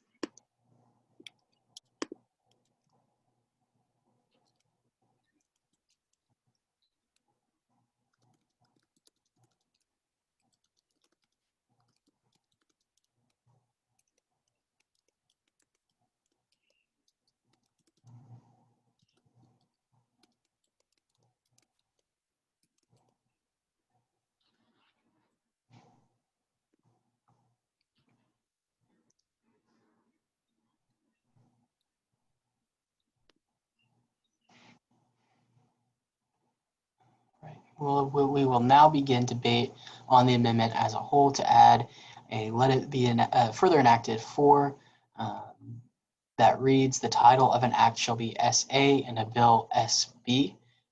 Do I see any? I want to recognize the point of information from Chair Syed. Chair Syed, Chair Syed, Student Services. Pro Tem Spur, I just had a quick question on, at least in terms of Texas Senate and the U.S. Senate, acts are usually referred to as bills as well. Is there any reasoning that we're still making the difference, or is that, I know we tend to try to mimic or follow the U.S. government structure. Is there any concern in that area? What I explained to Megan, and you don't have to make this change, but a lot of times people get confused because they don't understand why it's labeled as SB. And I've had multiple questions before. People are like, why is this SB if it's an act?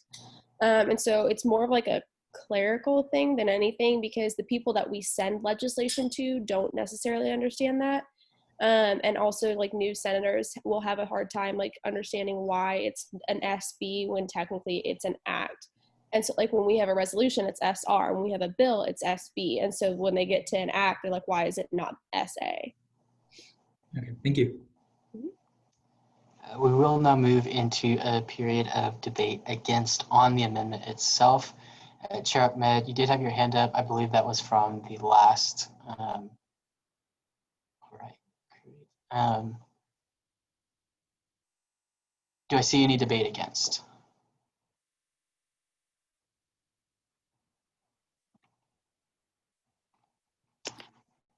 Seeing none, debate is one-sided, and that will conclude the period of debate on this amendment, and we will move into a period of voting, beginning with all those in favor. Please raise your hand.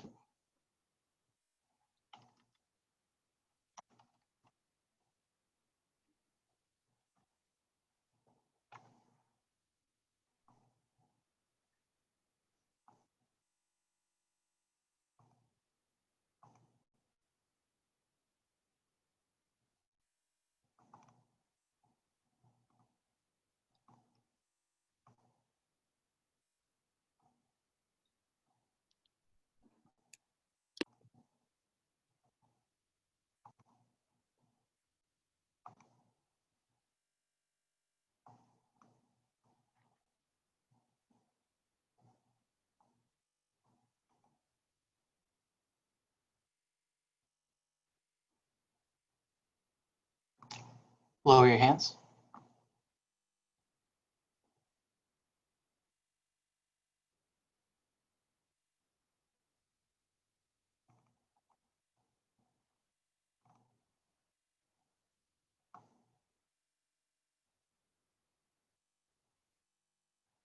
And all those against.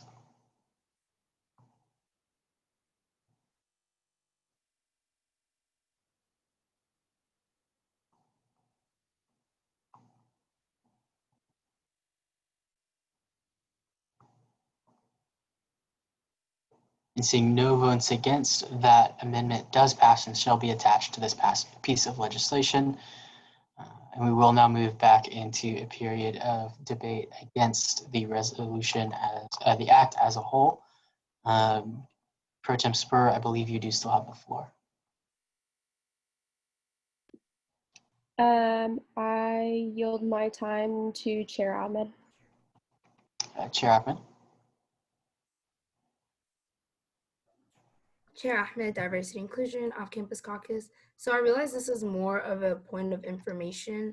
So would you like me to make that as a motion instead, or should I just continue on and ask my question? If you would like to make a point of information, just go ahead and say a point of information and then say what you'd like. Well, point of information. This question kind of goes to Megan, just to clarify. She did mention that there's his or her mentioned in this amendment, but since we did pass the Pronoun Inclusivity Act earlier this session, is she, as Rules and Regs Chair, able to just go in and change that his and her to make it like a uniform they after this piece is gone into the code, or should we make that amendment right now? Thank you for that, Chair Ahmed. No, you're right. I don't know why that didn't cross into my mind that I could go back and change that later, since it's more of a format/act thing. But yeah, I can change it back later. Thank you so much for that. No problem. Thank you. Chair Ahmed, you do still have the floor in debate against.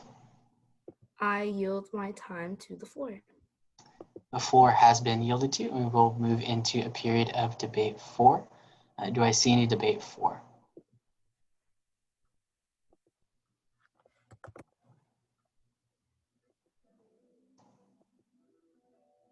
Seeing none, we will move back into a period of debate against. Do I see any further debate against?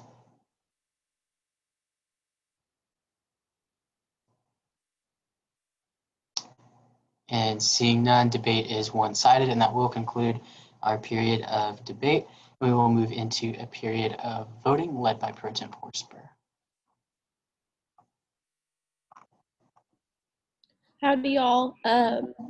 It is 8:33, so we're gonna go ahead and open that form, and it will close at 8:36.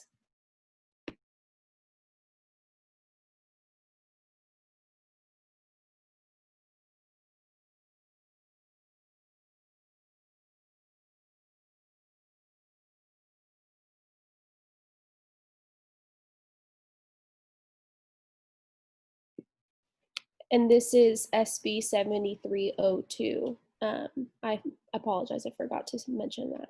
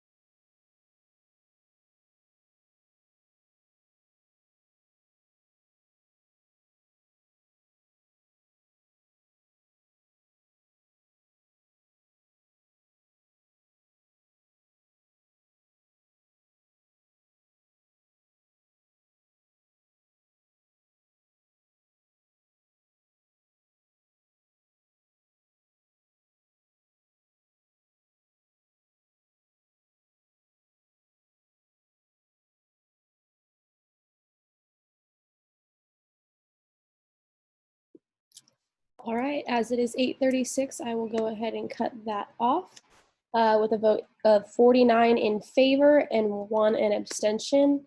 That will pass. And that bill, SB 7302, the Summer Cleaning Omnibus Act, does indeed pass.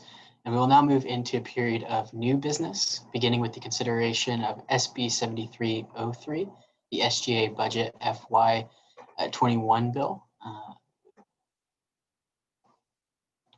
Chair Carter. Teague, excuse me.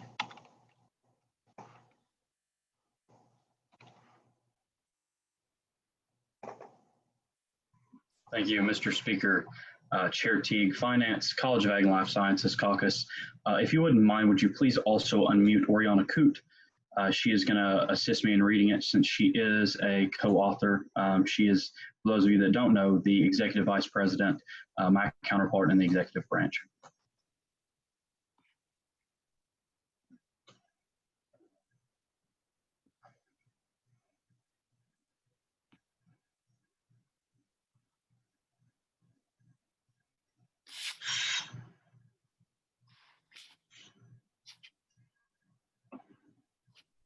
And you should both be unmuted. Awesome, thank you. So as the Speaker McHugh said, this is SGA budget fiscal year 21 bill. It is a bill allocating fee monies throughout the Student Government Association. Whereas the Texas A&M Student Government Association is charged with the distribution of $50,000 of student fee money within the committees, commissions, organizations, and branches that comprise the Student Government Association, and whereas the Finance Committee has conducted hearings in which each entity requesting funding was allowed to present their vision for the coming year, their past use of funds. I do want to go ahead and stop the presenters for just a second to recognize the point of information from Chair Hine. Chair Hine, point of information, I guess this kind of goes to you, Mr. Speaker. Is it true that a bill only has to have a presentation for its first reading and does not have to be read in its entirety? Well, Chair Hine, I feel like that's a question for you as well. Okay. So for a first reading for a bill, it does not have to be read in its entirety, but it will have to be read in its entirety for its second reading. So do with that information what you want. Seeing as that is the case, Chair Teague, Vice President Coote, whatever y'all would like to do as far as the presentation or the reading, please proceed. Okay, so in the sake of time, we will go through and we will read only the totals for each organization. The second reading, we will get more in depth. Continue, Vice President. Whereas two, the Finance Committee has conducted hearings in which each entity requesting funding was allowed to present their vision for the coming year, their past use of funds, the extent of their future fiscal year plans, and the costs entailed. Therefore, let it be enacted that the following recommended line item totals be granted to the 12th Can Food Pantry from the 2020-2021 SGA allocation account of $1,520.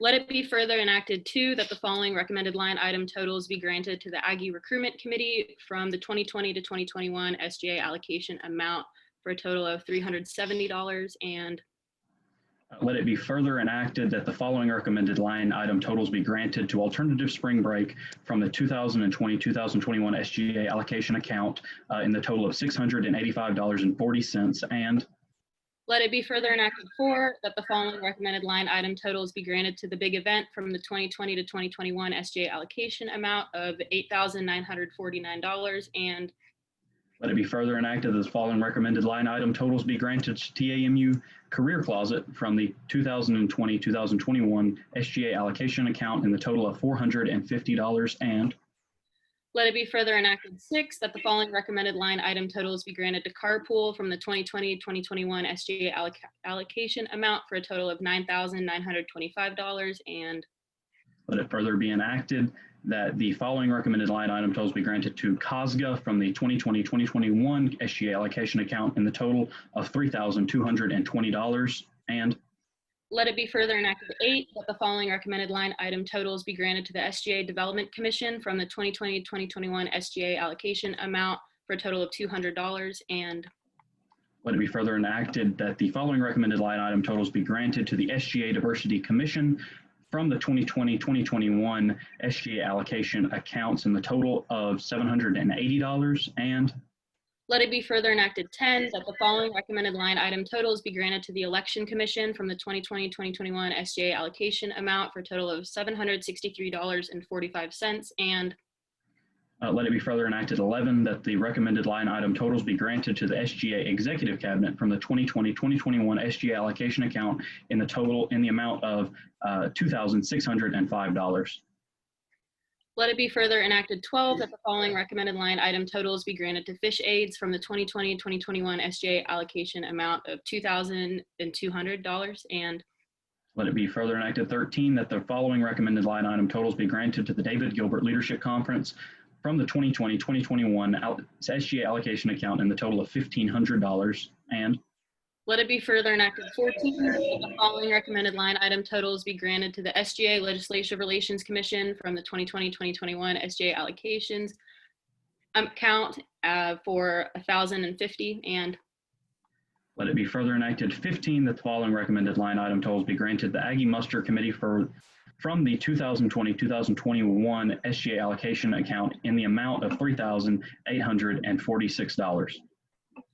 Let it be further enacted 16 that the following recommended line item totals be granted to Aggie Replant from the 2020-2021 SGA allocation account for $7,210. And let it be further enacted that the following recommended line item totals be granted to the SGA Student Senate from the 2020-2021 SGA allocation account in the amount of $930. And let it be further enacted 18 that the following recommended line item totals be granted to Traditions Council from the 2020-2021 SGA allocation account for $3,520. And let it finally be further enacted that the following recommended line item totals be granted to the SGA Judicial Court from the 2020-2021 SGA allocation account in the amount of $276. We now stand open for questions. Presenters do stand open for questions. Are there any questions for the presenters at this time?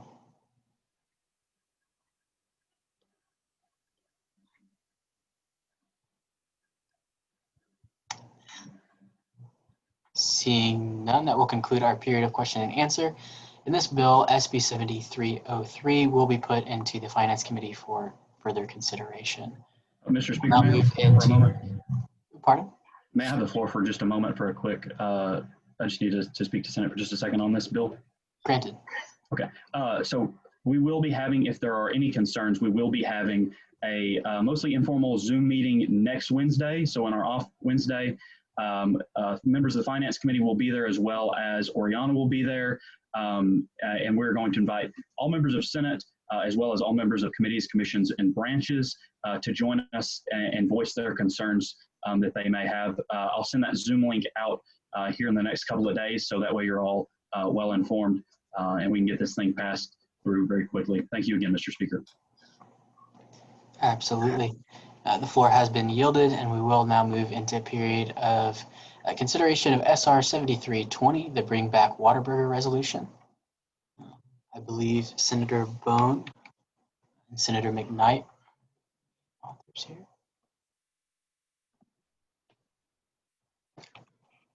Cool. Senator Bone of the Mays Business Caucus. All right, Bring Back Whataburger Resolution. A resolution advocating for the return of Whataburger to the campus of Texas A&M. Whereas one, Whataburger has previously held a location at the Memorial Student Center. And whereas two, Whataburger is a uniquely Texan institution founded in Corpus Christi, Texas on August 8th of 1950, and is widely enjoyed by Texans as a reliable source of quality burgers and other fast food items. And whereas three, with Whataburger taking the place as one of the most beloved restaurants in the state, Texas A&M University, being the largest university in Texas, would be remiss to not have one on campus.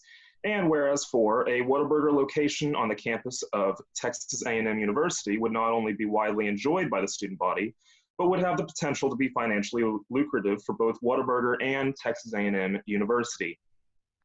And therefore, let it be resolved that the Student Senate advocates for the return of Whataburger to the campus of Texas A&M University. And let it further be resolved, the Student Senate urges Texas A&M Dining Services to consider reopening a Whataburger on this campus. And let it further be resolved that the Student Senate would like to ask Whataburger to consider reopening a location on the campus of Texas A&M University. And let it further be resolved, a copy of this resolution be sent to Vice President of Student Affairs, the Battalion Whataburger Corporate Office, and TAMU Dining Services. Before question time, Senator McKnight will have a small word to say. Okay, so I was able to reach out to A&M Dining Services, and apparently the reason actually that Whataburger had left A&M in the past was that their current company policy is that their restaurants must have drive-thrus. And obviously we can't have that at the MSC.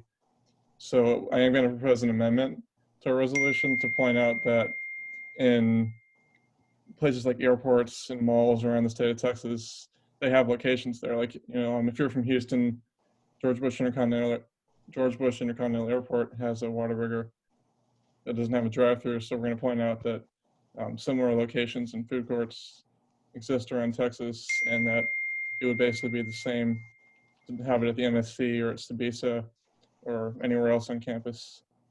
So I will be presenting that amendment, and also I'm going to point out that given their new ownership that happened at the start of this year, they are unfortunately owned by Chicago now, but it is new ownership, so perhaps maybe they'll have a change of mind. We're open to questions. The presenters are open for questions, and so we will move into a period of question and answer. Do I see any questions for the presenters?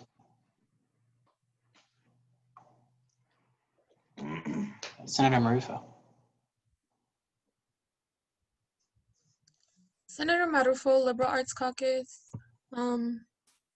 With there being a variety of burger places on campus like Rev's Grill, Smash Burger, Sabisa, and the Commons offering burgers regularly, is that really necessary when it comes to limited food options for people who don't eat meat or aren't on vegetarian diets? Or something like that Senator Bone with the Mace Business Caucus, I find it fully necessary.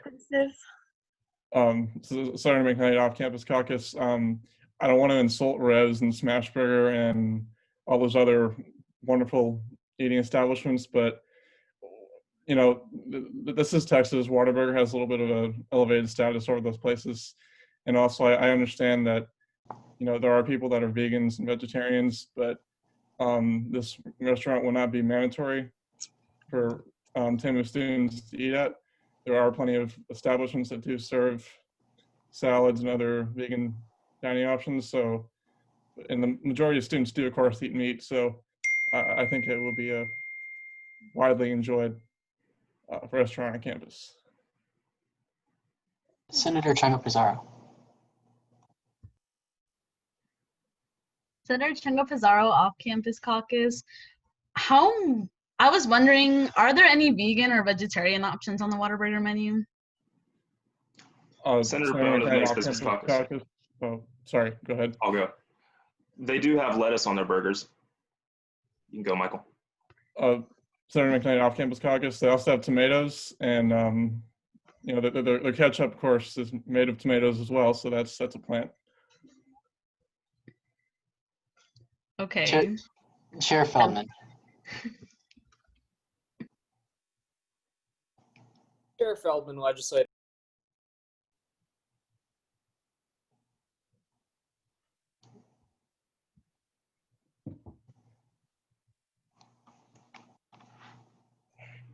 Looks like I was partially muted there. Seeing as they also just moved to Texas as well, I'm fully in support of bringing Whataburger to campus. Would you consider also adding In-N-Out to that list? Senator Bone of the Mace Business Caucus, you are free to write a resolution if you like, but as for me, no. Senator McKnight, Off-Campus Caucus, I'm actually a fan of In-N-Out myself. I don't think they're as good as Whataburger, but we can potentially look at that in the future. All right. Senator Worth. Hi. Senator Worth, College of Geoscience Caucus. I'm not sure how to do this, but may I address a question about if there are vegetarian options, because I know the answer. So that would be reserved to a period of debate. Understood. Thank you. Absolutely. Are there any other questions for the presenters? Chair Ahmed. Chair Ahmed, Diversity Inclusion. So I was wondering if Senator McKnight can just repeat what he had said earlier. So you said that you spoke to A&M Dining and they said they couldn't bring it because it needs a drive-through? Well, so basically, Senator McKnight, Off-Campus Caucus, So basically the reason A&M has reached out to Whataburger in the past about potentially bringing the location back, and the reason that Whataburger gave was that they generally don't like to open locations that don't have drive-thrus. And I'm going to make an amendment to point out that locations that they have, like in malls and airports, also don't have drive-thrus. And it would be basically the same thing. It's just a food court. I don't think it matters if it's at, the Houston airport or at the MSC. So yeah, that has been the reason they've given in the past. But I'm going to kind of, since we are sending this resolution to them, I'm going to kind of take away their ability to make that argument. Permission to back and forth. Briefly, but before you do, I would like to remind the body that debate cannot happen in the Zoom chat and must happen on the floor. So please refrain from making any comments in the chat aside from motions or questions. Continue with the follow-up. Yeah, so for my follow-up question, or Chair Ahmed, Diversity and Inclusion, Off-Campus Caucus. So for my follow-up question, after, if whatever happens with this resolution, if it passes, if it fails, if it does pass, do you guys plan to continue to meet with dining, Chartwells, and find a way to contact, Whataburger corporate? Because sending the resolution might not be enough to make such a big financial change to A&M. I would certainly say that's a good idea, given how large of a corporation they are. They're basically nationwide now, so I think they probably would be a good idea to follow up with them to make sure that they don't ignore our request, and that I think that would be a good move to increase the likelihood that we would get a Whataburger at the MSC or somewhere else on campus. I would say this is that, this resolution is, just a first step on a long staircase, and we're going to keep on pushing for this. This is just an indication of our interest. Thank you. Senator Trosclair. Thank you, Senator Trosclair, on Campus Caucus. To both of the authors of legislation, given that we are in a pandemic and simultaneously there's actually a lack of to-go breakfast options on campus, would you be interested in when you do eventually reach out to whoever the parties may be, to emphasize the need of breakfast options on campus? I think a lot of students, in all seriousness, don't go to class eating breakfast, and that's got some pretty significant negative academic implications. If you would please limit answers to a sentence or two, as we are out of time in question and answer. I will absolutely be pressuring them to keep that Whataburger open for breakfast. I know the Chick-fil-A at Sabisa Underground used to, I don't know what the current hours are, but it used to not be open for breakfast. That was something I never really understood. So definitely Whataburger, I would encourage them to open for breakfast as well. I think we all deserve honey butter chicken biscuits before class in the morning. And so with that, that will conclude our period of question and answer. And we will move into a period of debate, beginning with debate against. Do I see any debate against?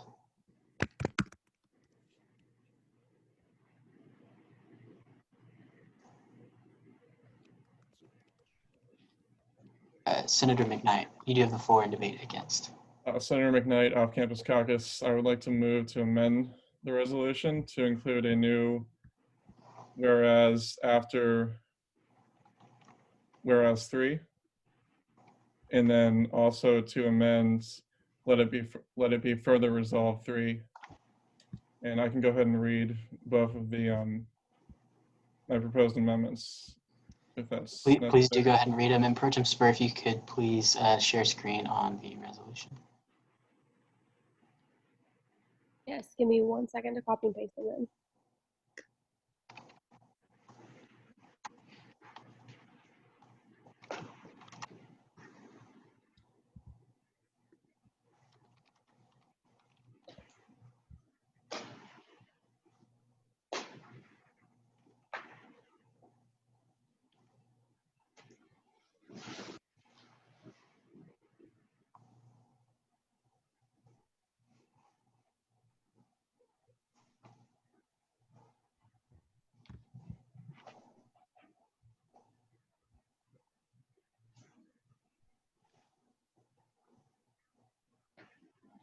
Okay, I'm going to go ahead and share.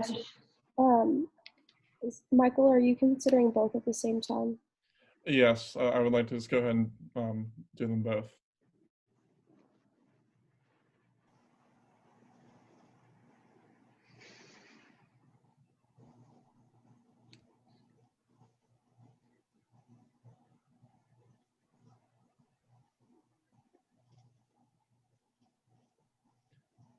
I actually wanted to have it located between warehouse 3 and warehouse 4, or the current warehouse 4.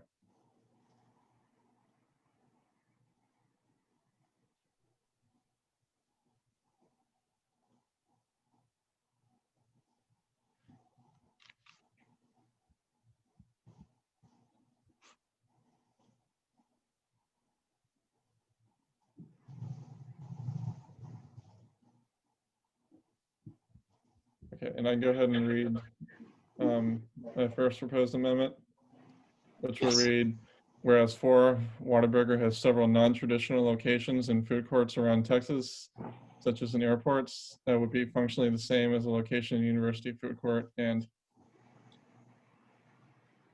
for my second proposed amendment, let it be further resolved 3 will be changed to say, the Student Senate would like to ask Whataburger and its new ownership to consider reopening a location on the campus of Texas A&M University. And just to clarify for the body, this is being made as one amendment, so both changes are being considered at the same time. And we will go ahead and move into a period of debate against on the amendment. Do I see any debate against? Chair Syed. Chair Syed, I have an amendment to the amendment. Yes, you may make your motion. I move to remove let it therefore be resolved 2, as well as team dining services from let it therefore be I resolved. do have to stop you to recognize Chair T with a point of order. Chair Side Student Services, Engineering Caucus. Chair Teague, Finance, College of Ag and Life Sciences Caucus. Since we are considering the 2 highlighted portions, Chair Syed is out of order to request that we change anything that has not been highlighted before. A second rank amendment must be made to the amended portion of this bill, not to the bill itself, the resolution itself. I will defer to Chair Hine to clarify that rule for the body.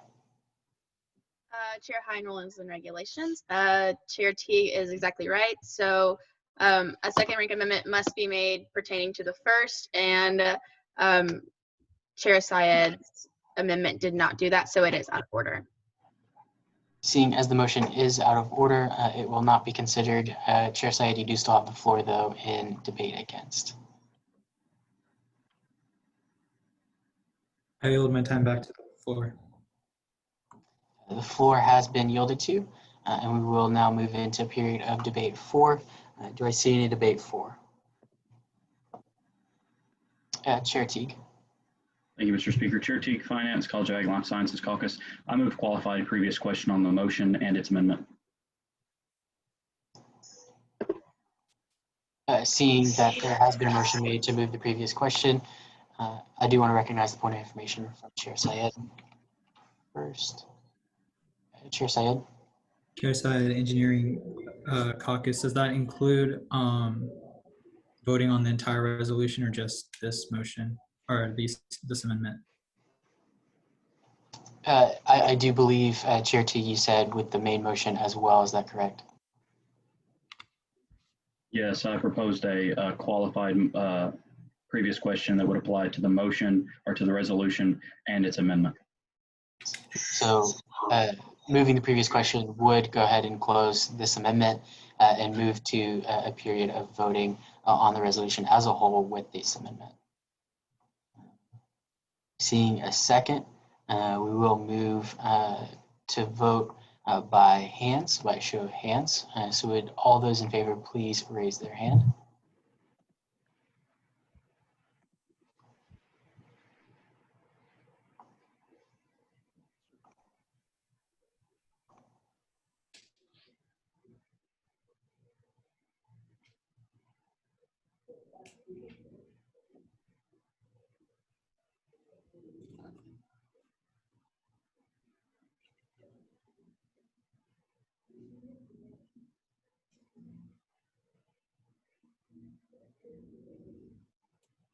Lower your hands.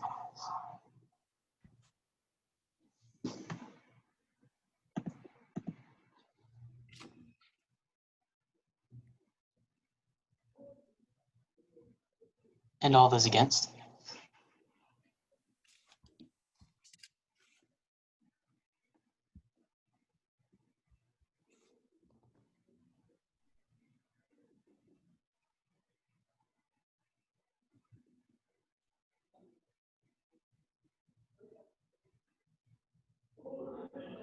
Lower your hands.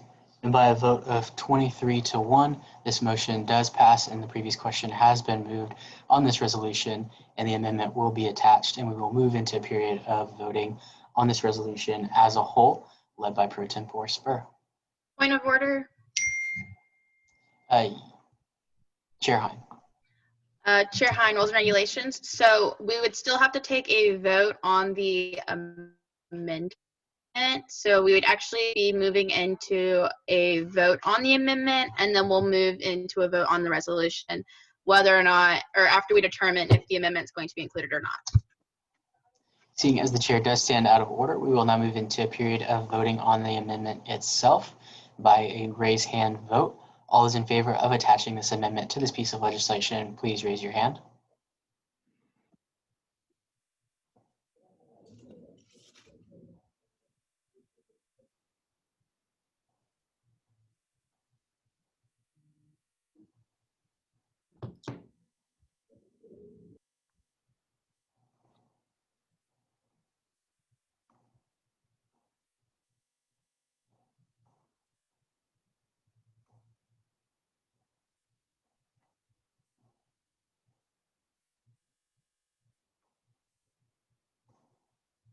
Lower your hands.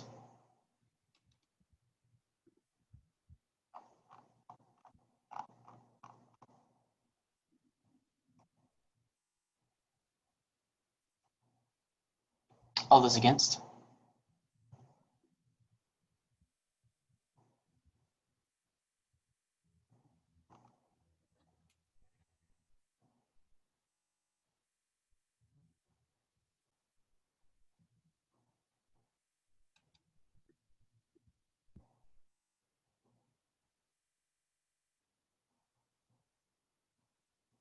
And seeing no votes against, by a vote of 31-0, that amendment will be attached to this piece of legislation. And we'll now move into a period of voting. Chair Syed with a point of information.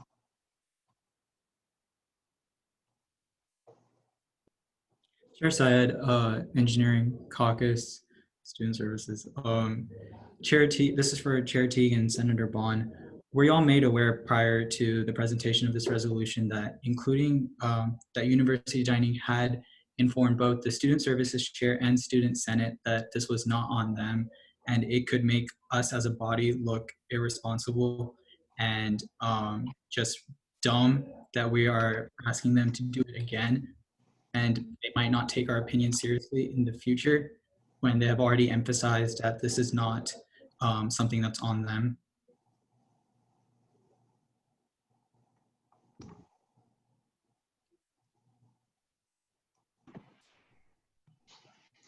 Senator Bone of the Mays Business Caucus. Michael, you want to go first?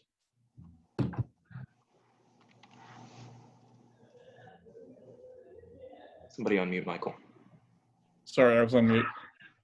Senator McKnight, Off-Campus Caucus. I think I definitely disagree and make us look dumb.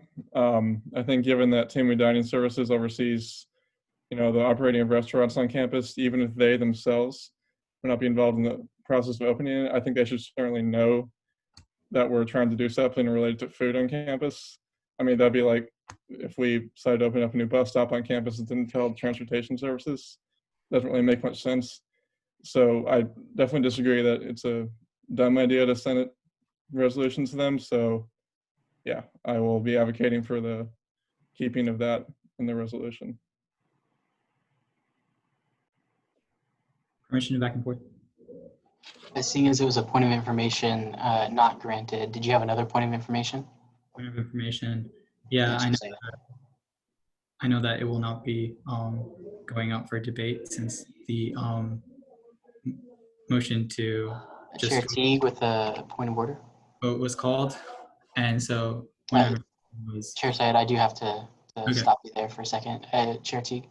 Chair Teague, Finance, College of Ag and Life Sciences. Mr. Speaker, while I appreciate the debate that that Chair Syed is presenting, the question has been called. There should be no more debate. If he'd like to vote no, he can certainly exercise his right to vote no, but the question has been called with all due respect. Seeing as Chair Syed did phrase his point of information as a question, it does not qualify as debate. But Chair Syed, please do refrain from debate and continue with your point of information. Correct. I agree with you, Chair T. I was just about to say, I understand that it's not going to be debated. Just wanted to confirm that with y'all.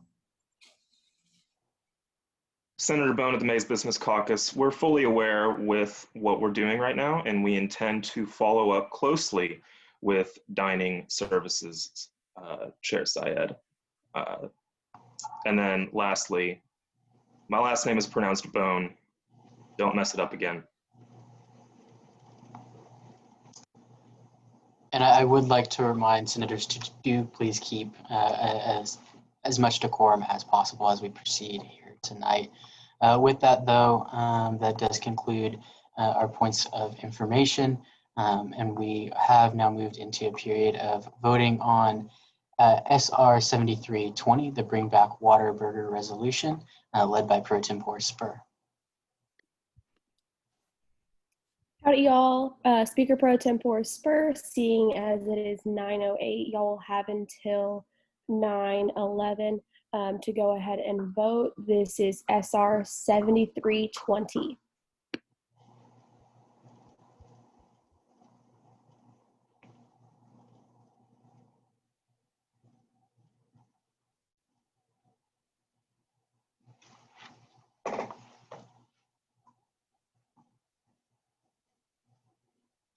And as we proceed with this vote, I do just want to go ahead and take the time to say a couple of things. First and foremost, as we move forward, please do remember to speak to one another with decorum, as acting in indecorum can result in the provoking of speaking privileges for a meeting as determined by Chair Hein. So just do please keep that in mind.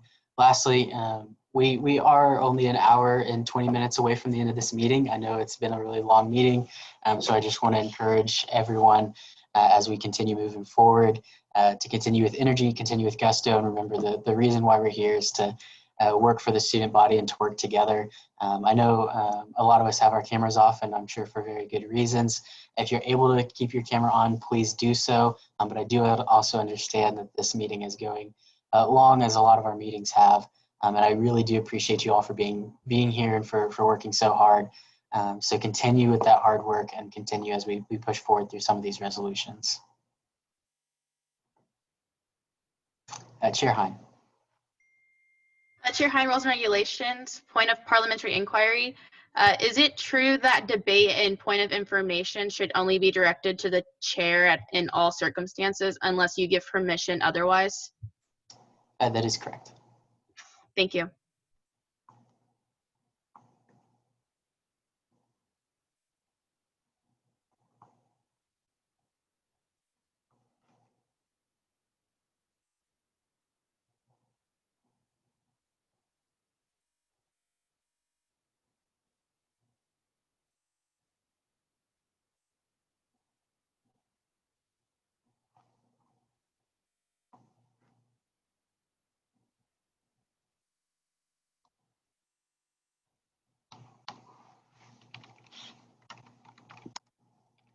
All right, it is 9:11, and the vote is 32 in favor, 13 against, and 5 in abstention.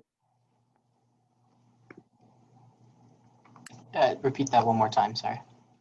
It passed. It was 32 in favor, 13 against, and 5 in abstention. And so with that, SR 7320, the Bring Back Whataburger Resolution does pass, and we will move into a period of consideration of SR 7321, the Luke Armstrong Resolution. I believe, Pro Tem Spur, you are the author of this piece. Yes, I am. Howdy, Speaker Pro Tempore Spur. Just a little bit of a preface on this piece before I begin reading. This piece was written for somebody who is a friend of mine and was brought together. There was a few of us that came together to write this. I do want y'all to know that the Armstrong family has approved this resolution as it is, just so that y'all know, like, they are aware that this was written and they are okay with what was written.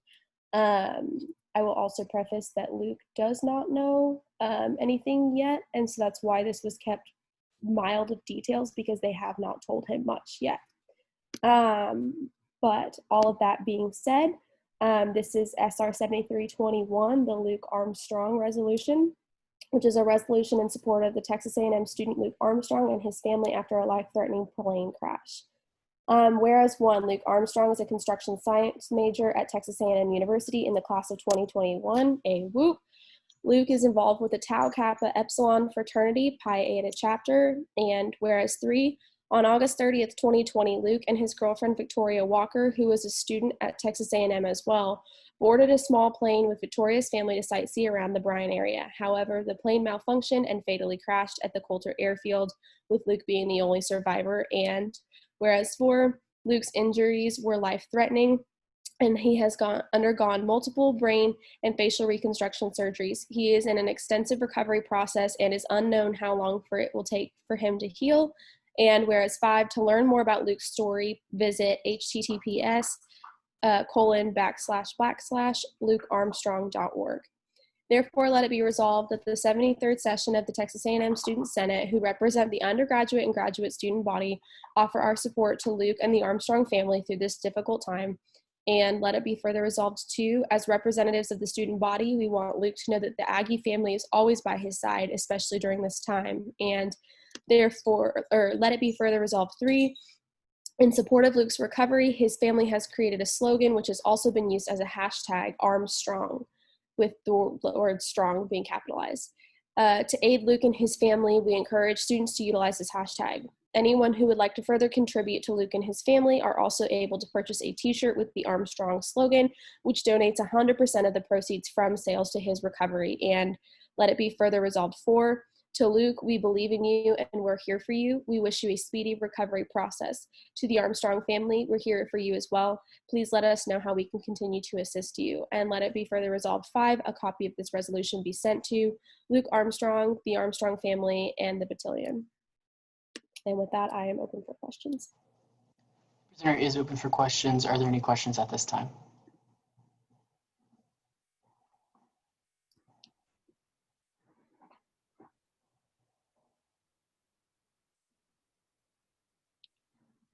Seeing none, we will conclude our period of question and answer and move into a period of debate, beginning with debate against. Do I see any debate against?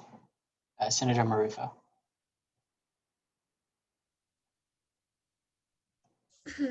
Senator Marufo, Liberal Arts Caucus. I move that myself and any other senators who would like to be added as sponsors to this resolution be added as sponsors to this resolution. I apologize, it's been 2 weeks. No, you got it. Do I see any seconds?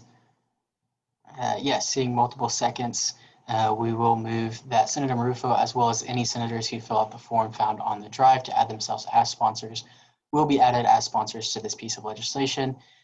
Do I see any objections to general consent?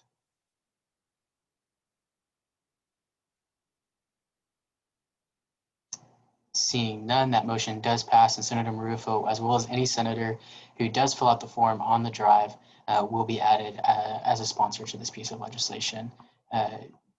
Senator Marufo, you do still have the floor in debate against.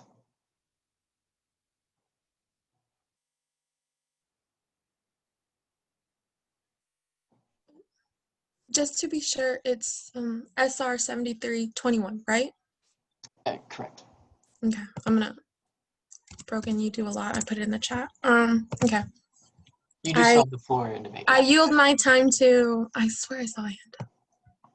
Oh, maybe they have the same point. To the floor. The floor has been yielded to, and that will conclude our period of debate against, and we'll move into a period of debate for. Do I see any debate for?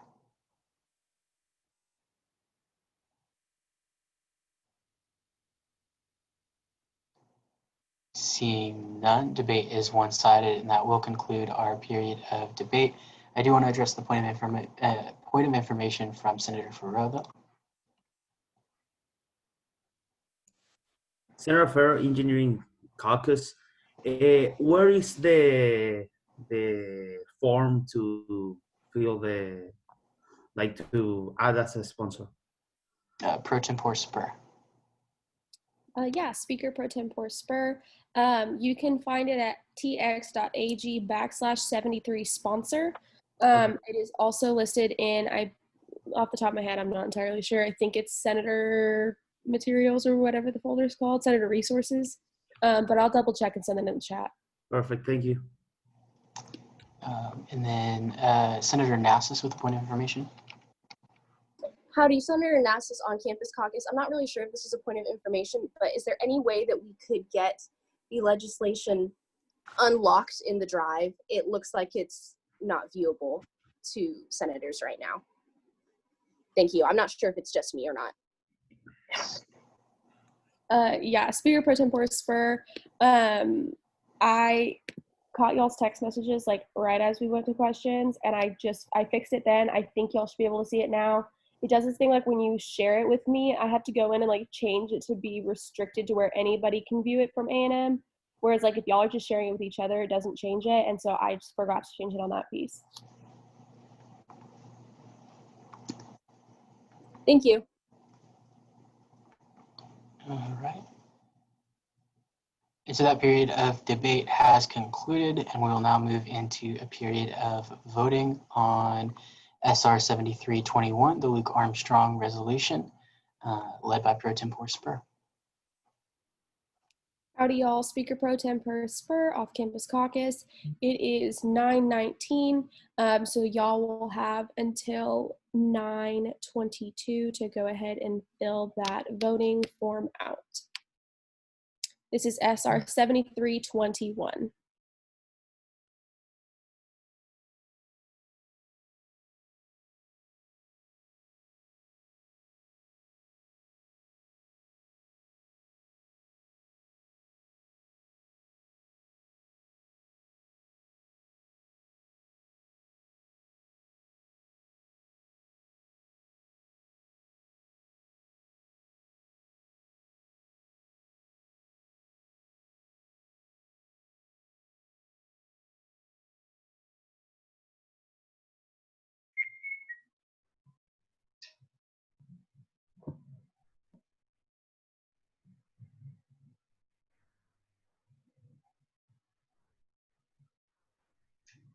I'm just going to go ahead and say that I have a point of info. Senator Wood, College of Engineering. Kind of to Pro Temp Spur, is there any way that we could get the sponsor form moved from the 429 folder into Senator Resources, or even just in general EV Resources? Speaker Pro Tempore Spur, yes, I did not realize that was still in that. When I like duplicate forms, they stay in the same folder, and I never moved it. But I just texted Brogan actually to thank her for catching it, and I'm in the process of moving it right now. Cool, awesome. Yeah, I just saw this in 429 right now. Thanks.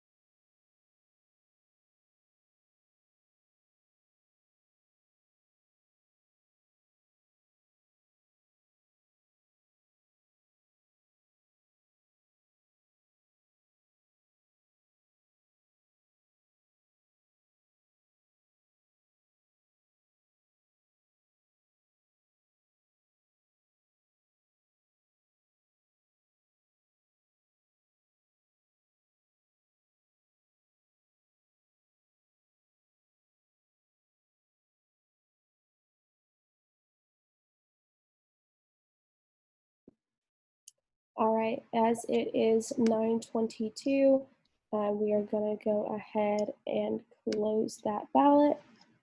We had a vote of 48 in favor and 1 against.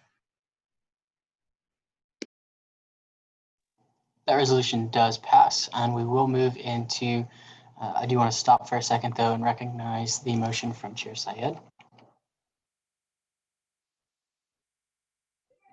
Chair Syed, Student Services, I move to withdraw the Everybody Gains Bus resolution. Do I see any seconds?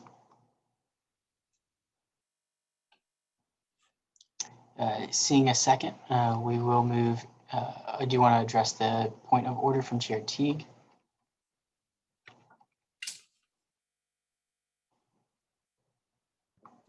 Thank you, Mr. Speaker. Chair Teague, Finance, College of Ag and Life Sciences Caucus. Since you have not stated the name of the legislation that has not been read, it still technically belongs to Chair Syed. So it's at his discretion if he'd like to withdraw it without a vote or a second. Seeing as that is correct, the SR 7322, the Everybody Gains resolution, has been withdrawn from the agenda. And that will conclude our period of new business, and we'll move into a period of open session. If you do have a piece in open session, go ahead and utilize the raised hand tool. I believe we have one. So we have one in open session. I believe the author is Chair Ahmed.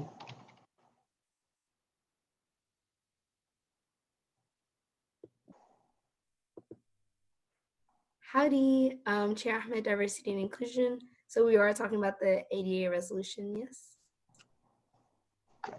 So can we unmute David Garcia? He will be presenting this piece of legislation tonight. He is one of the authors.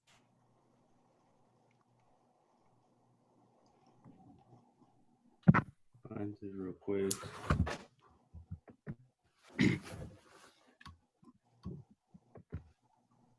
Let me find it real quick.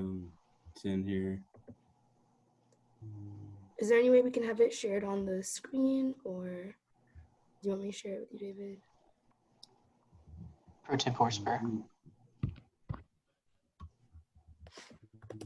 I can share screen if you give me just a second to pull it up.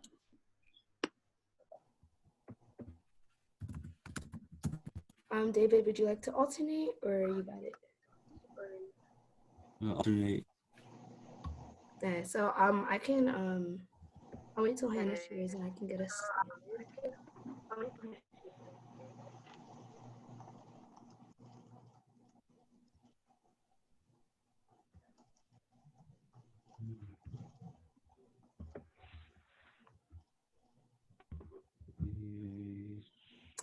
Perfect. So I'm just going to get us started.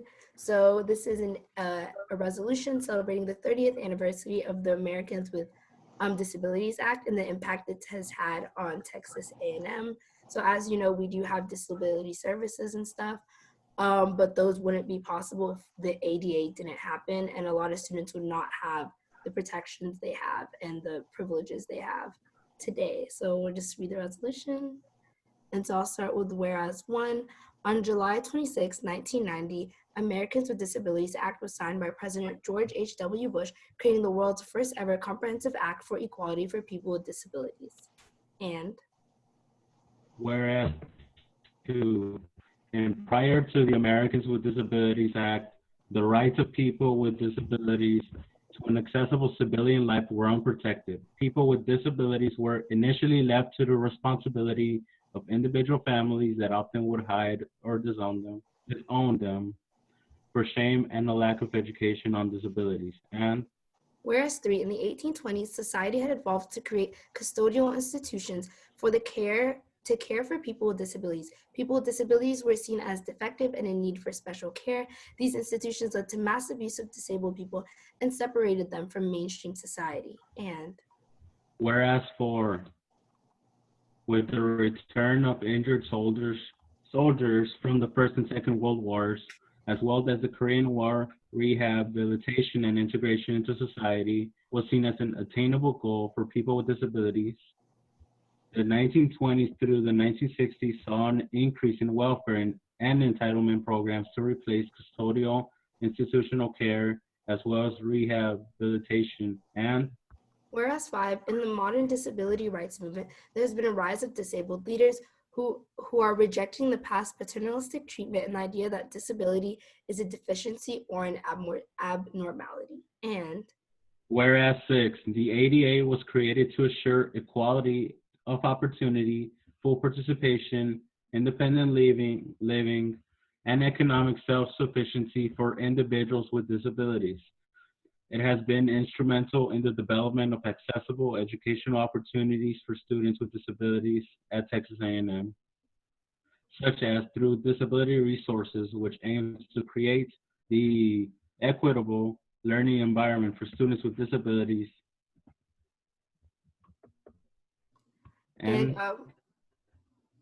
whereas 7, Texas A&M's Disability Resources now serves 2,500 students with disabilities, a number that has been increasing every year since 2005. And whereas 8, in October 2019, Texas A&M Disability Resources changed their name from Disability Services to Disability Resources to reflect this renewed focus on providing an accessible educational experience for students with disabilities while shifting away from the medical charity model associated with the word services. And whereas 9, Texas A&M University looks forward to a future where disability is seen as a valued aspect of diversity. And whereas 10, as last updated and approved by the Faculty Senate in November 2019, each class syllabi must include the following ADA statement.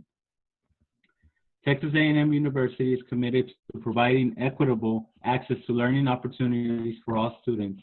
If you experience barriers to your education due to a disability or think you may have a disability, please contact Disability Resources in the Student Services Building or at 979-845-1737 or visit http://disability.stanford.edu. Disabilities may include, but are not limited to, attentional, learning, mental health, sensory, physical, or chronic health conditions.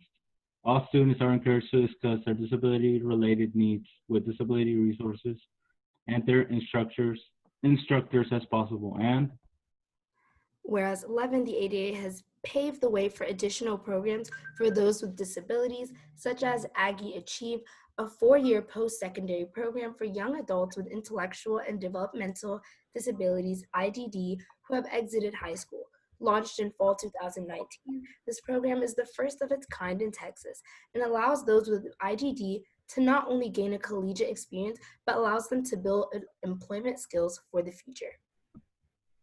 Therefore, let it be resolved 1. The 73rd session of the Student Senate recognizes the impact of the ADA has had on Americans with disabilities and their access to equal opportunities to live an independent civilian life and participate in society. And let it be further resolved 2, the 73rd session of Student Senate commends Disability Resources and the Office of Risk, Ethics, and Compliance for their commitment to uphold the ADA standards at Texas A&M University and helping create equal opportunities for students with disabilities. And let it be resolved 3.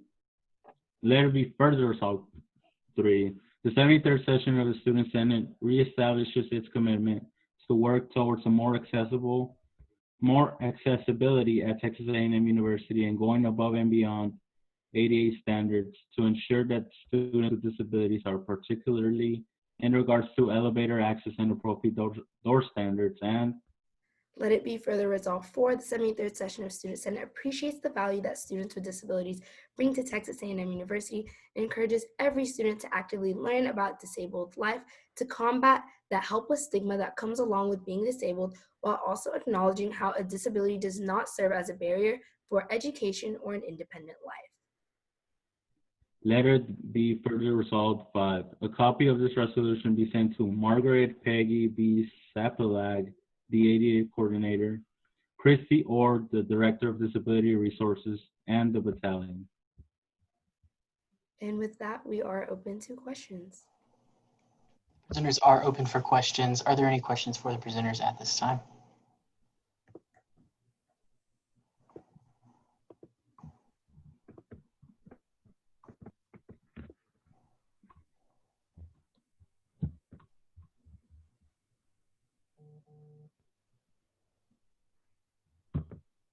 Seeing none, that will conclude our period of question and answer, and we will move into a period of debate on this resolution, beginning with debate against. Senator Wood, you do have the floor. I have amendment to add myself or any other senator or chair. Senator Wood College Engineering, my bad. Amendment to add myself or any other sponsor, senator or chair that would like to add themselves. Did I see the formal motion being made? I have a yes. I moved to. Sorry. Or I moved to, yeah, sorry. Just to make sure we follow Yeah. that. Seeing the motion has been made and there are multiple seconds, we will move by general consent to add Senator Wood as well as any senators who fill out the form in the drive as sponsors for this piece of legislation. Do I see any objections? And to clarify, that would be 22, correct? Pro Tempore Spur. Speaker Pro Tempore Spur. Actually, I'm going to defer this to Megan. I'm going to ask Megan a question, I guess.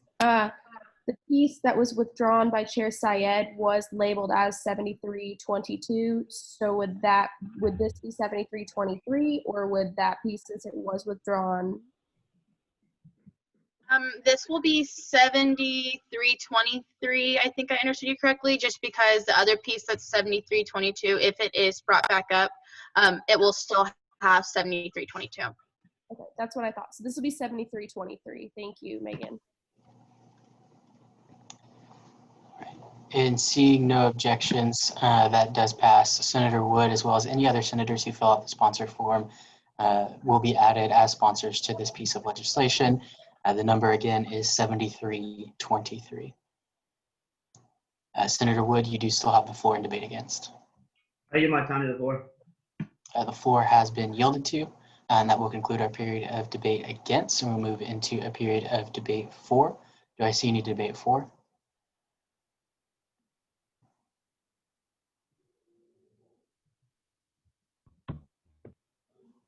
Seeing none, debate is one-sided, and that will conclude our period of debate, and we will move into a period of voting led by Pro Tempore Spur.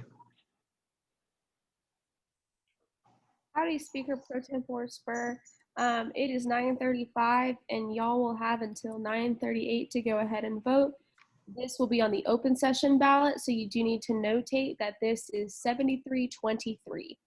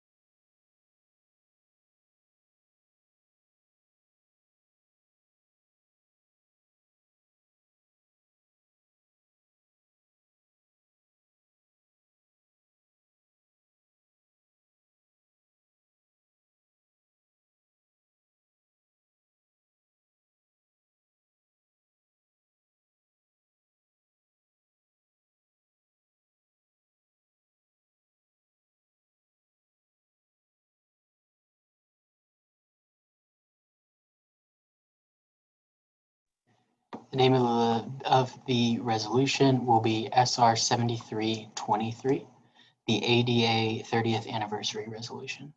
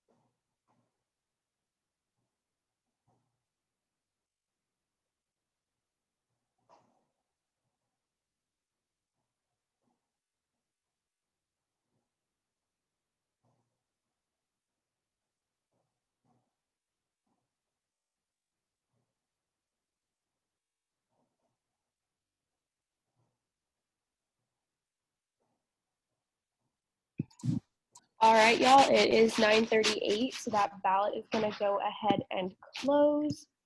And just a second here, with a vote of 46 in favor, that passes. SR 7323, the ADA 30th Anniversary Resolution, does indeed pass. I believe we do have one more for open session, authored by Senator Jeffries. Chair Jeffries, excuse me.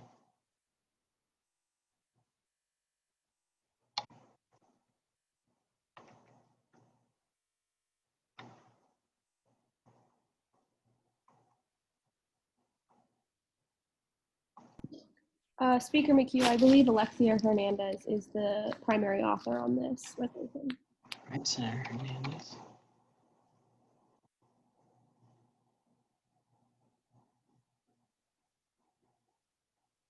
Senator Hernandez, you do have the floor to introduce this piece of legislation.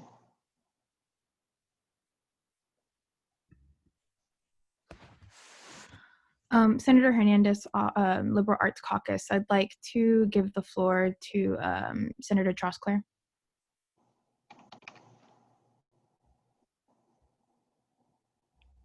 Thank you. I'd like to withdraw this legislation just for tonight. I spoke with Senator Hernandez, Chair Jeffries, and just given the conversation we just had with the provost, I think should there be further questions, we're going to delay that, maybe rework some things because a lot of things were answered. And of course, we don't want to confuse or muddy the waters too much. So Mr. Speaker, I'd like to withdraw this temporarily, and we might have to reintroduce it later, but as of now, it's going to be, or I'd like to withdraw it. And Chair Hine, just to confirm that I do this process correctly this time with the withdrawal, seeing as this was an open session piece and did not have a number read, will it need a vote to be withdrawn? Chair Hine, Rules and Regulations, since it was done before the presentation, it does not require a vote. And so if the author wants it withdrawn, it can be withdrawn without a vote. Then that piece of legislation has been withdrawn.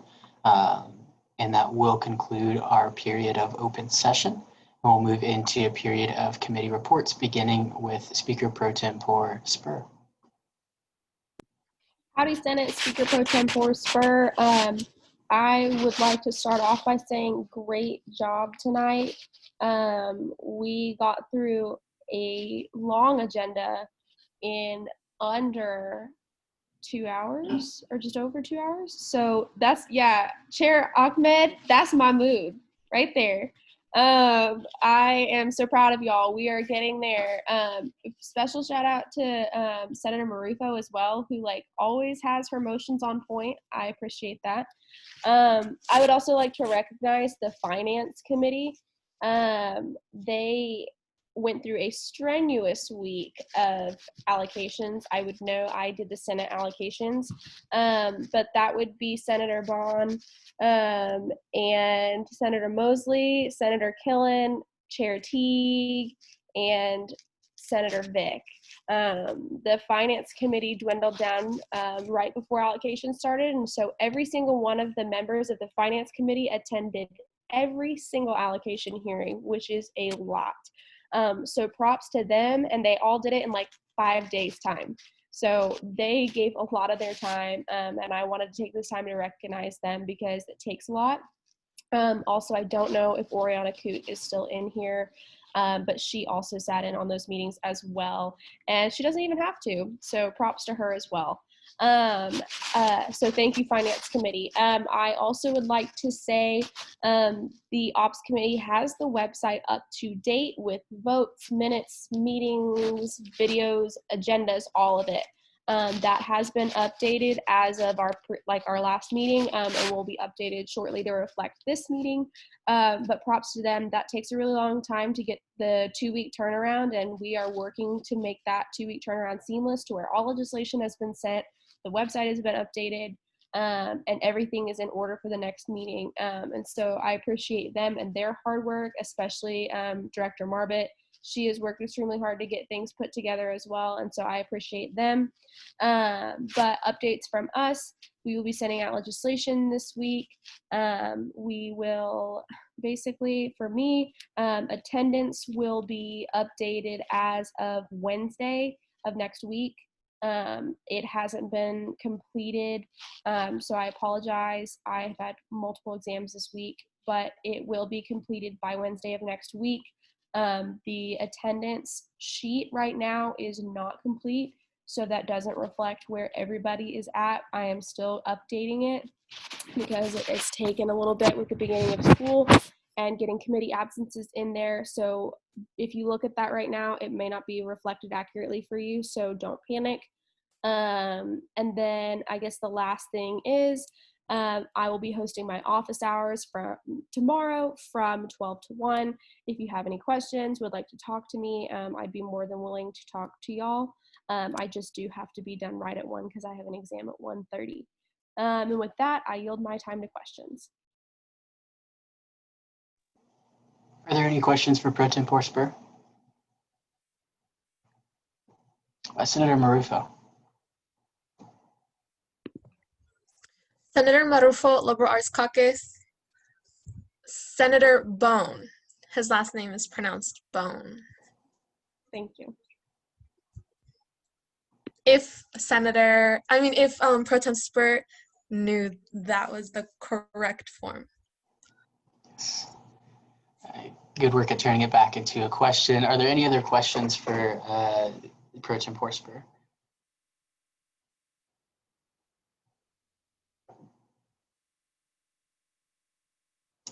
Seeing none, thank you, Pro Tempore Spur. Chair Hine.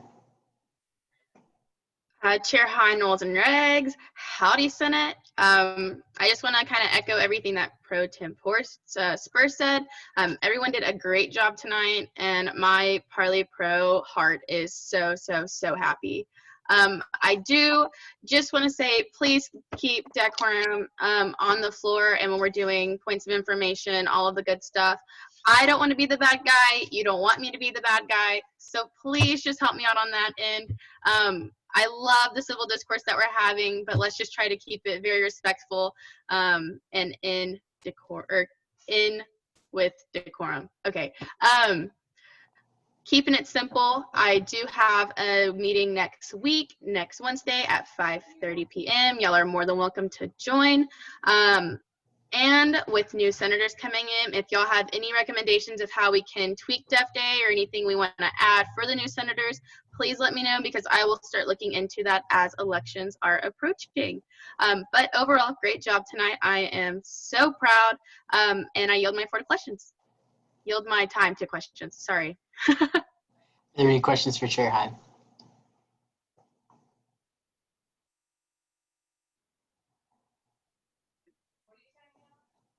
Seeing none, thank you, Chair Hine. Chair Teague.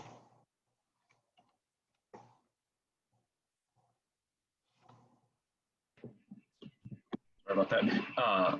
Chair Teague, Finance, College of Ag and Life Sciences.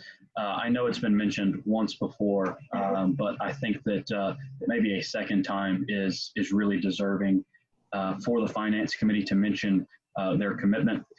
I'm new to the Finance Committee, and so when Pro Temp Spur told me that it's not typical for Finance Committee members to be at every single allocation hearing, I was surprised because my committee did so without asking any questions, without giving me any grief. I sent a couple of times to them that would work. They all selected a time that would work. They were there, I guess, 3 days in a row, and then a couple of days off, and then we had another 2 days to wrap it up, as well as a little marathon session in Coldus. It was nice to get back into Coldus 144 to make these deliberations. So to those senators, I'm really proud of the work that we've accomplished, and I'm really proud of what they have done to help us. Moving on, like I mentioned earlier, after the finance bill, we will be having a mostly informal question and answer period between myself, members of the Finance Committee, organizations that are associated with SGA. So that includes all of you as senators, executive branch, anybody else is welcome to join. I'll send out a Zoom link to that here in the next few days. It's been said, while I would certainly appreciate the fact that we can and are able to debate things on the floor, I think that the best way to debate a huge bill like this that needs a lot of fine tuning is going to be not in 2-minute intervals back and forth. So I just ask, if you have any concerns whatsoever about that budget, please come see me next week, and we can explain why we made certain decisions, our rationale behind giving each line item, whatever your question is, we can certainly answer it for you, and get those issues ironed out before we have to take it to the floor and have a long drawn out debate back and forth and take this thing, past 10:30, because I would sure hate to do that.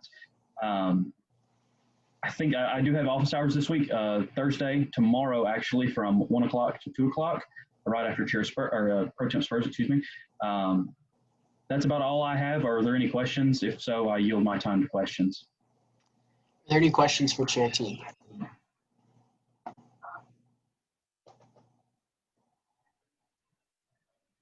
Seeing none, thank you, Chair Teague. And we will now move on to Chair Ahmed.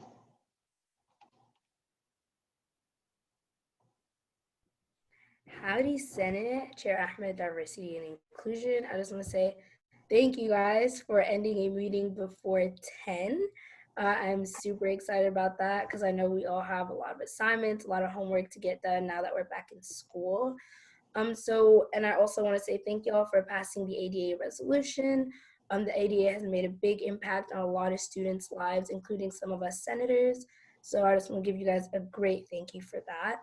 And so with that, just a few updates on my committee, nothing too major, but we are, as I've mentioned in the past, we are collabing with the Diversity Commission, and they finally got their members. So over the next few weeks, we are looking to working with them on working on the calendar and then also a possible newsletter. And then with that, we also have a upcoming initiative with the deans that's still in the works. But once that gets going, we'd love to give you guys more updates on that. And then with that, my committee meetings are every other Wednesday at 8 p.m. So if you're ever interested in joining, just contact me, email me, text me, Slack me, however you want to get in contact with me. And with that, my office hours are every Wednesday from 3 to 4. And the link is the same one that is in the Slack channel. But my office hours are open to anyone in any of the branches, even exec. If you guys just want to chat, let me know. I will say, if you plan on coming to my office hours, please let me know ahead of time, just because if no one shows up after a certain point of time, sometimes I will end them early. So please let me know if you guys plan on attending. And with that, I yield my time to questions. Are there any questions for Chair Ahmed?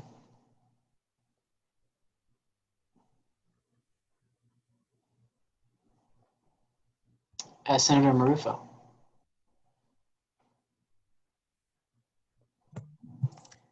Senator Marufo, Liberal Arts Caucus. It's maybe like a meeting or two away, but next month, October, will be LGBTQ plus History Month as per Pride Center's announcement.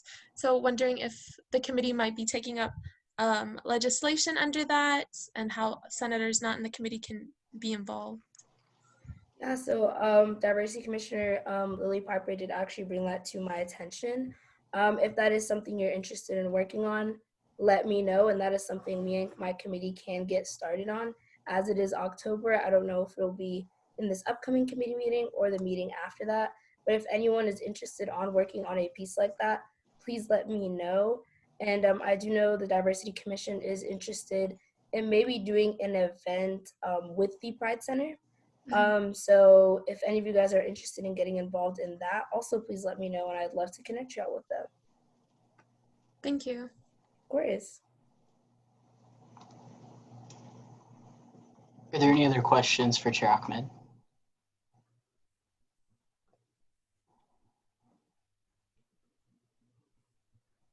Seeing none, thank you, Chair Ahmed. Chair Jeffress.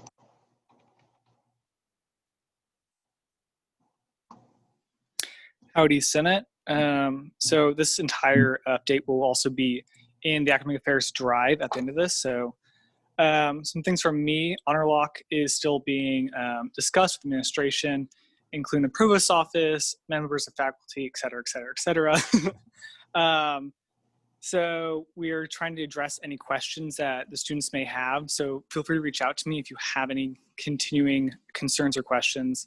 Past week I met with the faculty speaker to discuss possible policy and procedure changes to help aid students either this semester, next semester, or much more long-term. So hopefully at least one of those changes we can get approved. Another thing is COVID. So administration's having some like compliance issues, and also attendance is low. So if you have any observations about why that is, please feel free to reach out to me so we can get the best education for the students possible. And last thing I want to talk about was Honor Council. So those interviews are happening right now for candidates. Over tomorrow and Friday, my committee will be sitting in on them, and then the week after we will be giving the Honor Council our approved list of candidates to sit on that Honor Council. And after that, the COVID-19 advisory notes will be on the doc in my folder, and my committee meeting will be next Wednesday at 7. Find the Zoom link also in the doc in my folder. I'll yield the rest of my time to questions. Are there any questions for Chair Jeffress? Senator Wood. Senator Wood, College of Engineering. How closely have you worked with the provost about honor lock?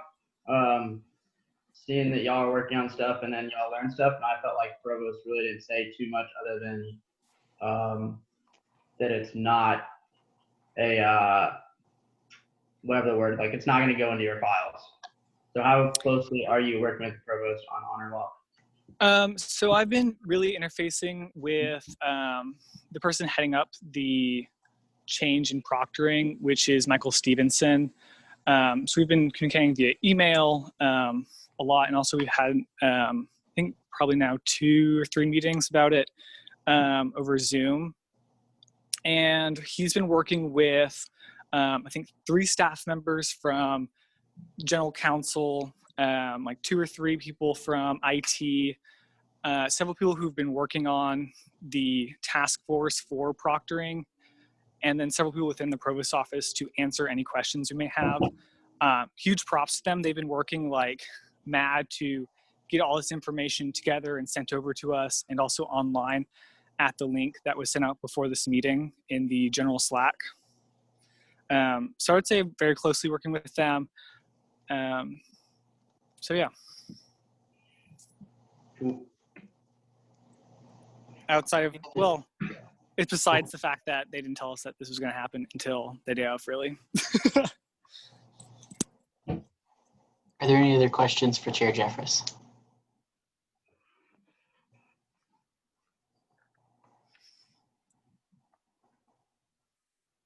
Seeing none, thank you, Chair Jeffress. Chair Feldman.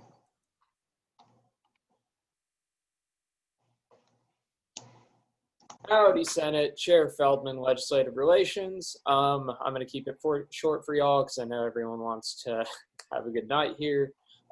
So, Legislative Relations Committee met last Wednesday. Some of our big line items right now are going to be obviously increased funding for higher education or retaining that funding, student health fee cap, and the open educational resources. So right now, those are kind of our big ticket items that we've been deliberating. There's also a bunch of other resolutions, such as thanking the U.S. government and advocating for the fact that Fujifilm was selected as one of the largest COVID researchers, as well as advocating for a program that would deliver oil and natural gas jobs to individuals that would graduate from higher education universities like Texas A&M, as well as stuff like the RISE Act. So there's a lot of really cool stuff going on. I know the LR Commission is being formed as we speak, so I can't wait to work for them. We're going to be doing a lot of stuff together. Aside from that, I'm going to have office hours, I believe, tomorrow. I would suggest that you make an appointment. I can make it any day work if tomorrow doesn't work for y'all.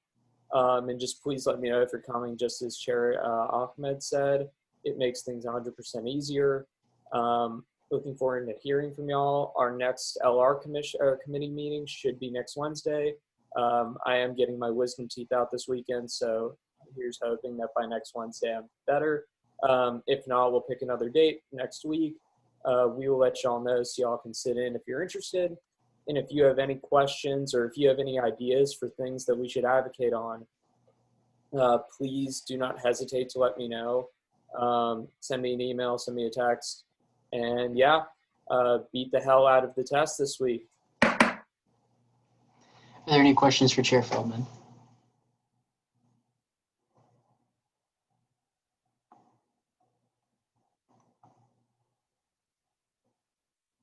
Seeing none, thank you, Chair Feldman. Chair Syed. Howdy, Senate. Chair Syed, Student Services. First, I wanted to address that the resolution regarding police appreciation that was put into the Student Services Committee at our last session has not been moved out of our committee as of yet, but I am fully planning on trying to make that happen soon. With that, I also just wanted to point out I'm excited that we have now reached SR 7223 or 7323 AAAAA, and it was a really good resolution to represent that class year. So that's awesome. With that, I had a meeting with Transportation Services Advisory Committee, and they have moved forward to consider renaming the bus route number 36, Cotton Bowl to transportation to Matthew Gaines. And so with that, they send out a memo to a couple of student bodies, including Student Government Association, for their opinion on this piece, and which will be going up at our next session. Lastly, I wanted to pass along some knowledge that I have kind of gathered. One of the first things I've learned as Student Services Chair to everyone is that relationships matter, especially when it comes to working with departments at the university, especially those in student services. I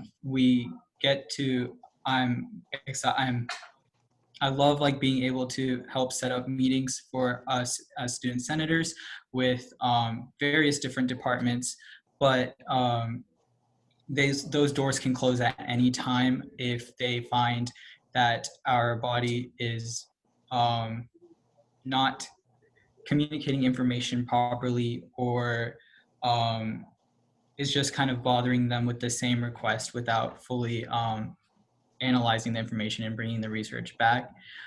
With that being said, I also want to say that I'm always available as a resource. I love helping and trying to make ideas become like a reality when it goes through all the right steps and make them happen. So you can come to my office hours, which are sent in the Slack, as well as I am always open to FaceTime or calls or anything at all. I'd love to help in any way I can. Thank you. Senator Wood with a question. Senator Wood, College of Engineering. I have a couple questions. The first one, when do you think the police resolution will be done? Or I guess, can you give an update on that, since I wasn't able to attend the meeting? Absolutely. I'm looking to have a move out of committee at our next committee meeting. Of course, I can't guarantee that because it is up to all of the committee members to vote to move it out of the committee meeting. Then Senator Wood, did you want permission to ask multiple questions? Granted. And then you talked about the memo for the about the bus route. Is that something that I could see or get access to somehow, seeing that I'm not part of your committee? I personally do not have the memo with me. It is sent to the representative of the Student Government Association. Gotcha. Would you be, permission back and forth? Go for it. Would you be at liberty to somehow obtain that, that other senators could read? I guess we'll go with that. I will get back to you on that as soon as we can through Slack. Roger, thank you. Permission for one more. Go ahead. Cool. Do you feel what you said at the end was kind of towards the Whataburger? I felt as a bystander that proper channels, you are correct in that, but I feel that that was directed towards the Whataburger. Do you feel that you had some kind of directive at that? Not specifically just Whataburger. I'll be honest, it is something I've been learning as well, working with several different departments on just building those relationships and making sure those doors remain open for not only myself, but all of Senate and future generations of Senate. So just a general idea that I think was a good idea to bring up and highlight. Agreed. It is good. It is good to learn. Chair Teague.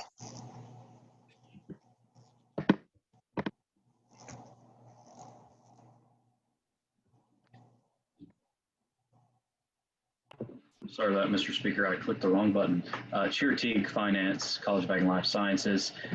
Chair Syed, can you let the body know what progress, if any, has been made on the police resolution? Yes. As of right now, it has not been discussed by the committee, so we are looking to have it. I'm looking to have it discussed at our next committee meeting. Permission to ask another question, Mr. Speaker. Granted. So have you met since that has been, since that was placed in your committee, or are we still waiting to have that first meeting after the tabling or committee referral? Committee did have a meeting last week. However, due to a lot of last minute emergencies, the attendance was very low. So like very, very low. So it felt right to actually have the whole committee put their opinion on it than just a couple of senators before bringing it back out. That's all I have. Senator Wood. Apologize for Senator Wood, College of Engineering. Sorry for coming back in. You had said that you had talked about it last week, that it hadn't gone into your committee, and so I apologize that I wasn't able to get there, because I do want to listen to that. Do you expect that to be brought up then this week, or is it just going to be a week-by-week basis of who's at the meeting? It will be brought up at this meeting. I apologize. This was my first committee meeting during the fall semester. I had sent out a time for Wednesday, 7:30 p.m. 7, the same time as our Senate meetings, and I hadn't received any cancellations. Most cancellations until the day of. So in the future, I will be working to find a time that works best for everyone and make it publicly available, and definitely have it discussed at our next meeting. Thank you. Senator McKnight.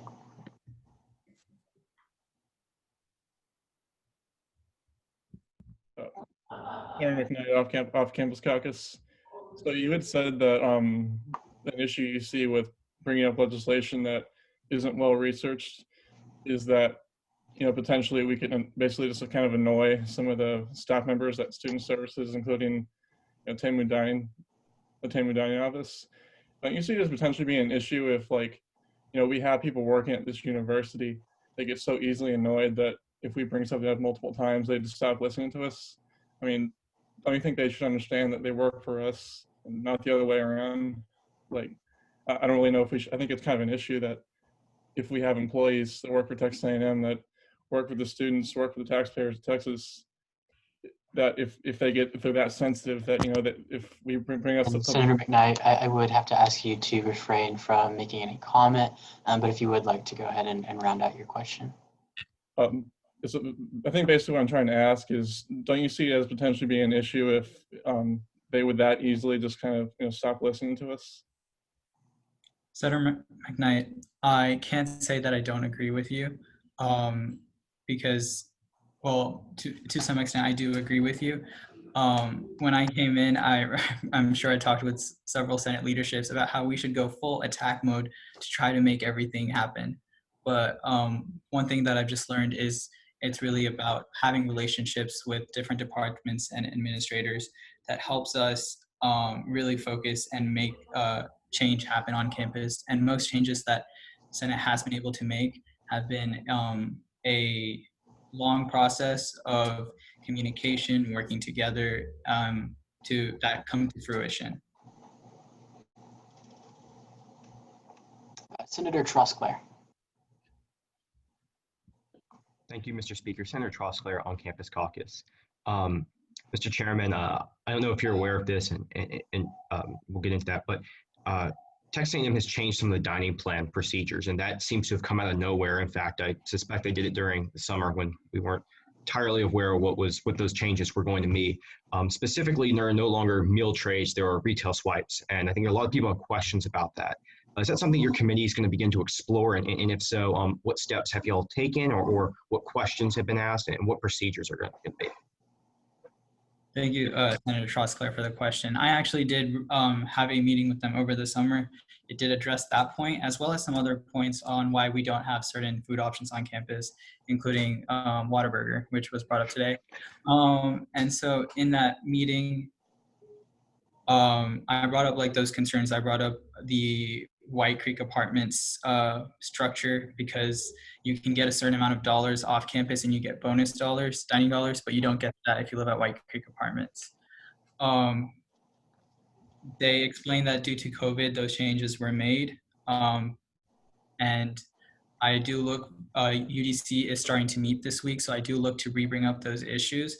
But in that moment, it was more of a, this is it, and it's done. But once the entire university dining committee starts meeting, I believe this week, for the first time this fall semester, it can be an issue that's brought up for sure. Awesome, thank you very much. I was just trying to see what direction that was going. I know a lot of people have had that question. Yeah, for sure. I was a little annoyed too. Thank you. Are there any other questions for Chair Syed?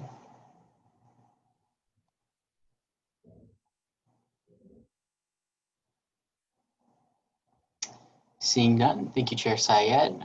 Chair Rodriguez.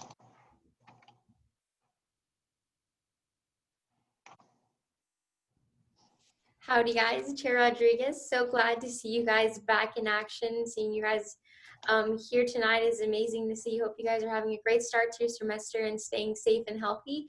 Just a couple of updates from the Constituency Affairs Committee. So first, Senator Tills and I are working on a caucus leader reformation. So basically what that is kind of developing a new line of duties for the current and former or future caucus leaders. And in doing so, we're hoping to kind of outline and guide the caucus leaders and what they should be doing in the meetings that they have with their respective deans and with other senators around campus. So just something that we're looking into. And if you have any ideas or any insight about what you would like to see the caucus leaders performing in the future, definitely reach out to me at any time, because we're looking into creating a resolution kind of highlighting the guidelines that each caucus leader should be able to perform within the year they are serving as a leader. Next, I'm also going to be meeting with the Associate Dean of Engineering next week. I'll also be with Sam Jeffries and Kieran Tills, and there we're going to be kind of addressing some concerns and addressing some questions that we have just respectively for the College of Engineering. But if you guys have any questions that we can ask a dean, we will be meeting with them next week, so definitely reach out to me. And I'm also looking to set up a meeting with all their respective deans that are around campus, just to kind of get a feel for what they're thinking is going on with their department, whether it be related to COVID-19 or just with the student safety and overall success of the student in general. So if you would like to join in on a meeting with the dean in the future, definitely let me know. I'm looking to schedule that real quick and jump into those as soon as possible. Also, just a little bit of an update on September Ag Input. So that will be released by next meeting, and what that's going to entail mostly is highlighting the bills, acts, and resolutions that we've been able to pass in these past couple of meetings, and also kind of highlighting each of the senators and the respective caucuses that they are serving in. So that's just something to look out for, and I'm super excited to release to you guys as well. Next, moving on to office hours. So I will be having office hours next Wednesday via Zoom from 5 to 6 p.m. and we'll be sending that through Slack. And definitely don't ever hesitate to reach out to me if that doesn't work for you as well. Text me anytime. I'm willing to hop on Zoom. I'm basically on Zoom from like 12 to 12. I'm honestly 24/7. So FaceTime me, text me. I'm always available for you guys. Don't ever hesitate at all.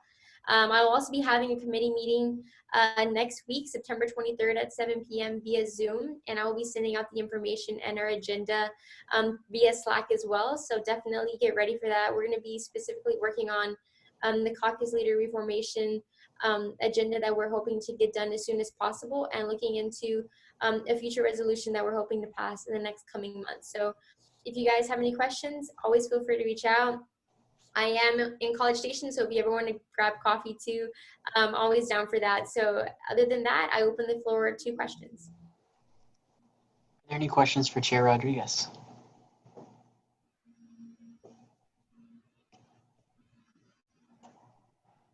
Chair Syed. Chair Rodriguez, I know you live so far from me, but if you'd be down, I'd definitely be down to grab that coffee somewhere nearby and then see what's going on with the caucuses. As friends, I don't know if that came off wrong. As friends. No, I know you live extremely close to me, so I'd be more than willing to anytime, and we can definitely discuss that for sure. I mean, right across the hall feels so far, for sure. Are there any other questions for Chair Rodriguez?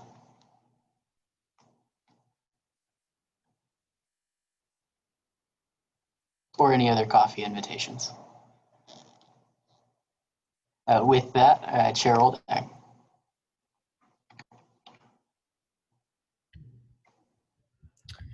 Chair Oldag, Community Relations. So just stuff that's been going on in the city and College Station.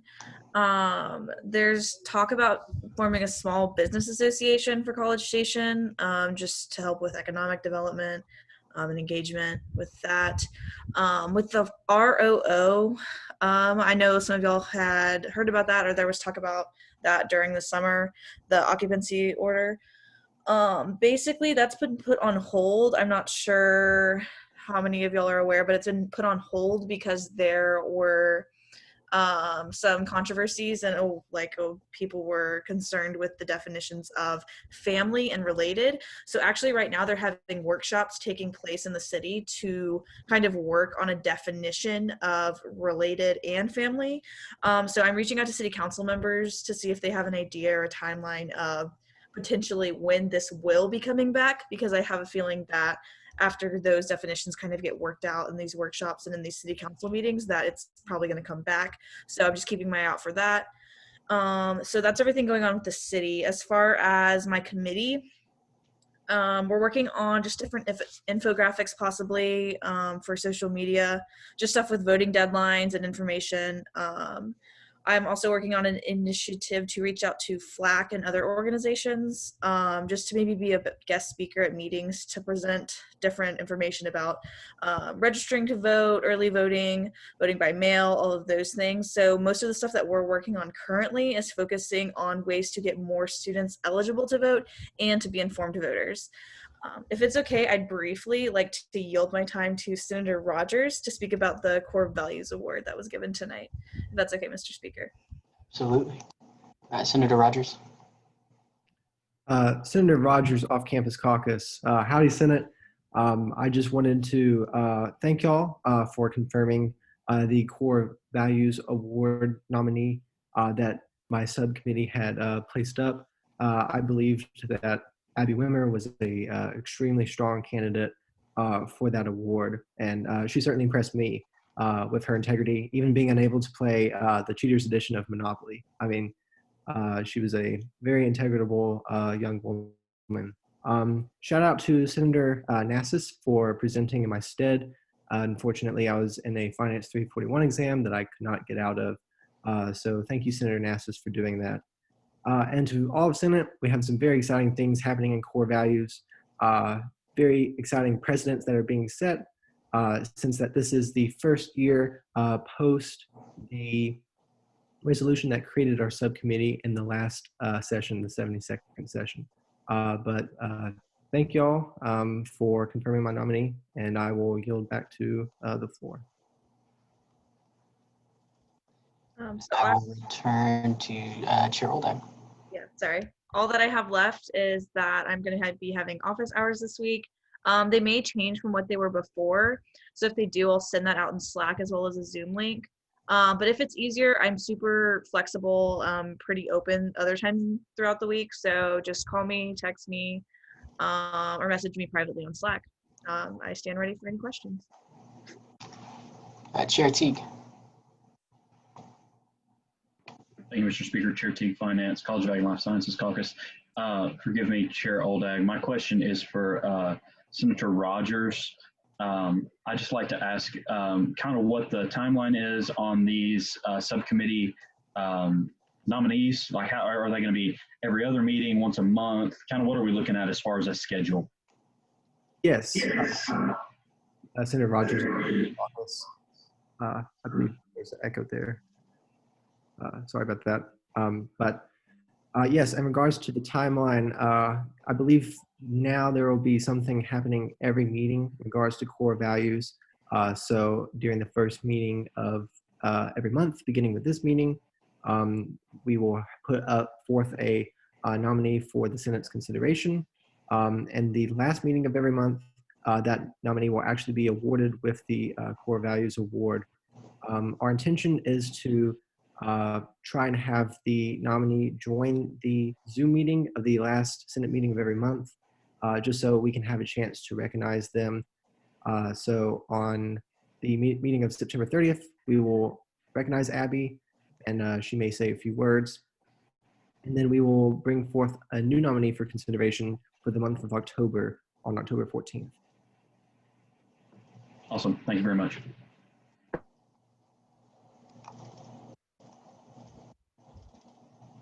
Are there any more questions for Chair Oldag or for Subcommittee Chair Rogers?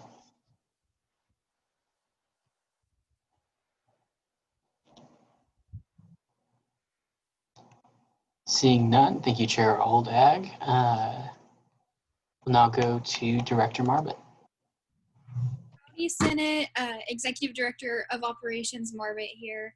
I just wanted to kind of reiterate what Hannah said earlier, Pro Temp Spur, earlier regarding the website and getting votes updated, as well as uploading the legislation. The Operations Committee gets on that ASAP right after meetings end, and we try to be very diligent in how we upload those and how quick they get uploaded, especially legislation getting sent out. So just wanted to say those will be available as soon as possible. Give us some time. Sometimes it's a little tough. I'd also like to give a little shout out to the Operations Committee, Pro Temp Spur and Speaker McHugh. Without their leadership and the work of the Operations Committee, Senate meetings in this capacity would not function Senate would not be able to happen. So please, I hope you know that we work very hard to ensure that things run smoothly in these times. I would also like to say congratulations to everybody who was confirmed today for their university committees. With that, I'll yield my time for questions. Are there any questions for Director Marvin? Senator Wood. Senator Wood, College Engineering. Sorry for running this late and asking so many questions. But I had looked on the and you kind of briefed about it. The voting page on the drive, it only goes up to 8. Am I looking at the right one, or is that kind of just when they've been updated since? Like I said, you said that it takes time to load those, but I didn't know. But then I saw some from tonight that were on the actual drive from like tonight's meeting. Can you elaborate on what you're trying to say? I'm sorry, I just want to make sure I'm understanding you correctly. The voting responses. So like how someone voted, or like who voted for, who voted against, how many voted for, how many against. There's a tab under the drive, and maybe this is more of a Hannah, and I can take it off from you, but under the 73rd, you go to like agendas, meetings, there's a voting one, and I can only see up to the 8. Again, I can take this off screen if need be, but. Yeah, we can address that off screen. I will say that those votes go straight from that form into a spreadsheet, and then we try to get those uploaded onto the drive and available for everybody. But if you would like, we can discuss this. Yeah, if you don't mind, please. Thank you. Okay, thank you. Are there any other questions for Director Marvin?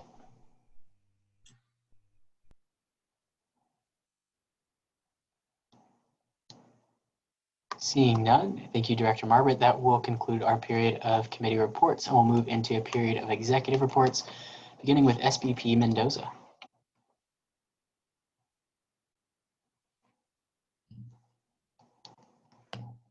There we go.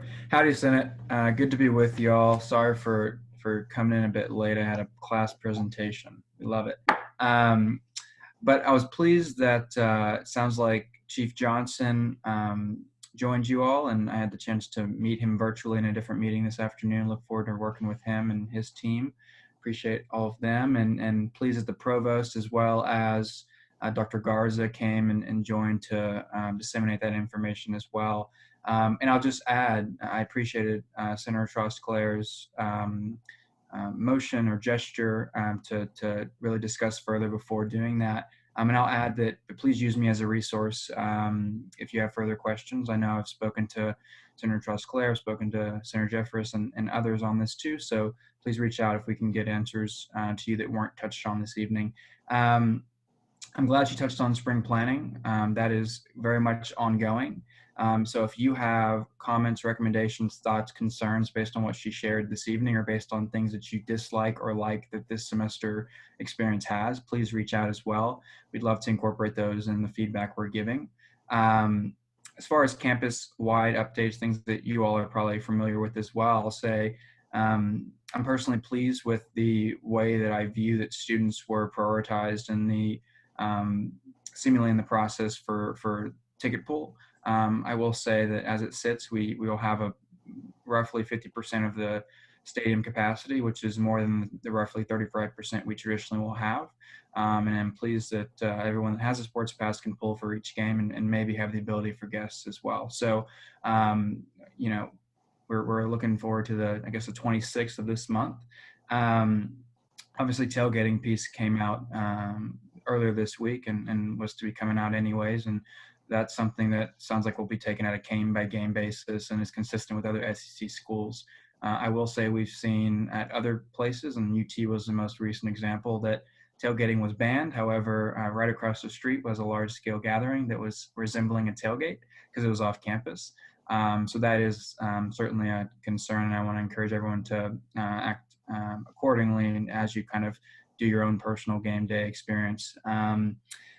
It looks like the governor on Friday will address something in terms of large-scale gatherings. So assuming that might help with ability to meet in person with organizations, we hope. Don't know what that will look like, but just want to put that on your radar as well. If you are in other student organizations or run other student organizations, that might be helpful to look out for. Other governors perhaps easing up on certain restrictions in terms of capacity. And also we've got the dashboard out there for COVID-19 on campus. Transmission rate is nearly zero in classrooms, which is great. It means that regardless of what's happening elsewhere, inside the classrooms has been a success. We obviously, as it was touched on, want students to continue to go to in-person class too. I know freshmen are still taking advantage of that, but I want to encourage everyone to do the same. Random testing is on week 3, if I'm not mistaken. They've increased the number of people that they've asked to come to get those random tests, so that they increase the number of people that actually take advantage of that test. And so they're getting the numbers that they do need out of it, and the percentage was extremely low this week. As it was said as well this evening, please reach out if you have other topics that aren't being discussed and you want to bring it to light. I know, for example, one of the most recent ones that I was hearing a lot about, and I'm looking around, and I know I saw a number of our cadets on the call, that Duncan was having significant issues weeks prior. I'm glad to hear they brought the chef in, glad to hear they fixed it. Cadets can actually swipe in to any dining hall now. So I think it's gonna be hard to take that back away from you guys, but glad that that was at least seemingly addressed. If it continues to be a concern, please reach back out. And other things as well, please bring it to our attention. I know also takeout at the Commons was a concern, and as well as staffing. So please bring it to our concern if you haven't already. As far as, I didn't mean to change screens.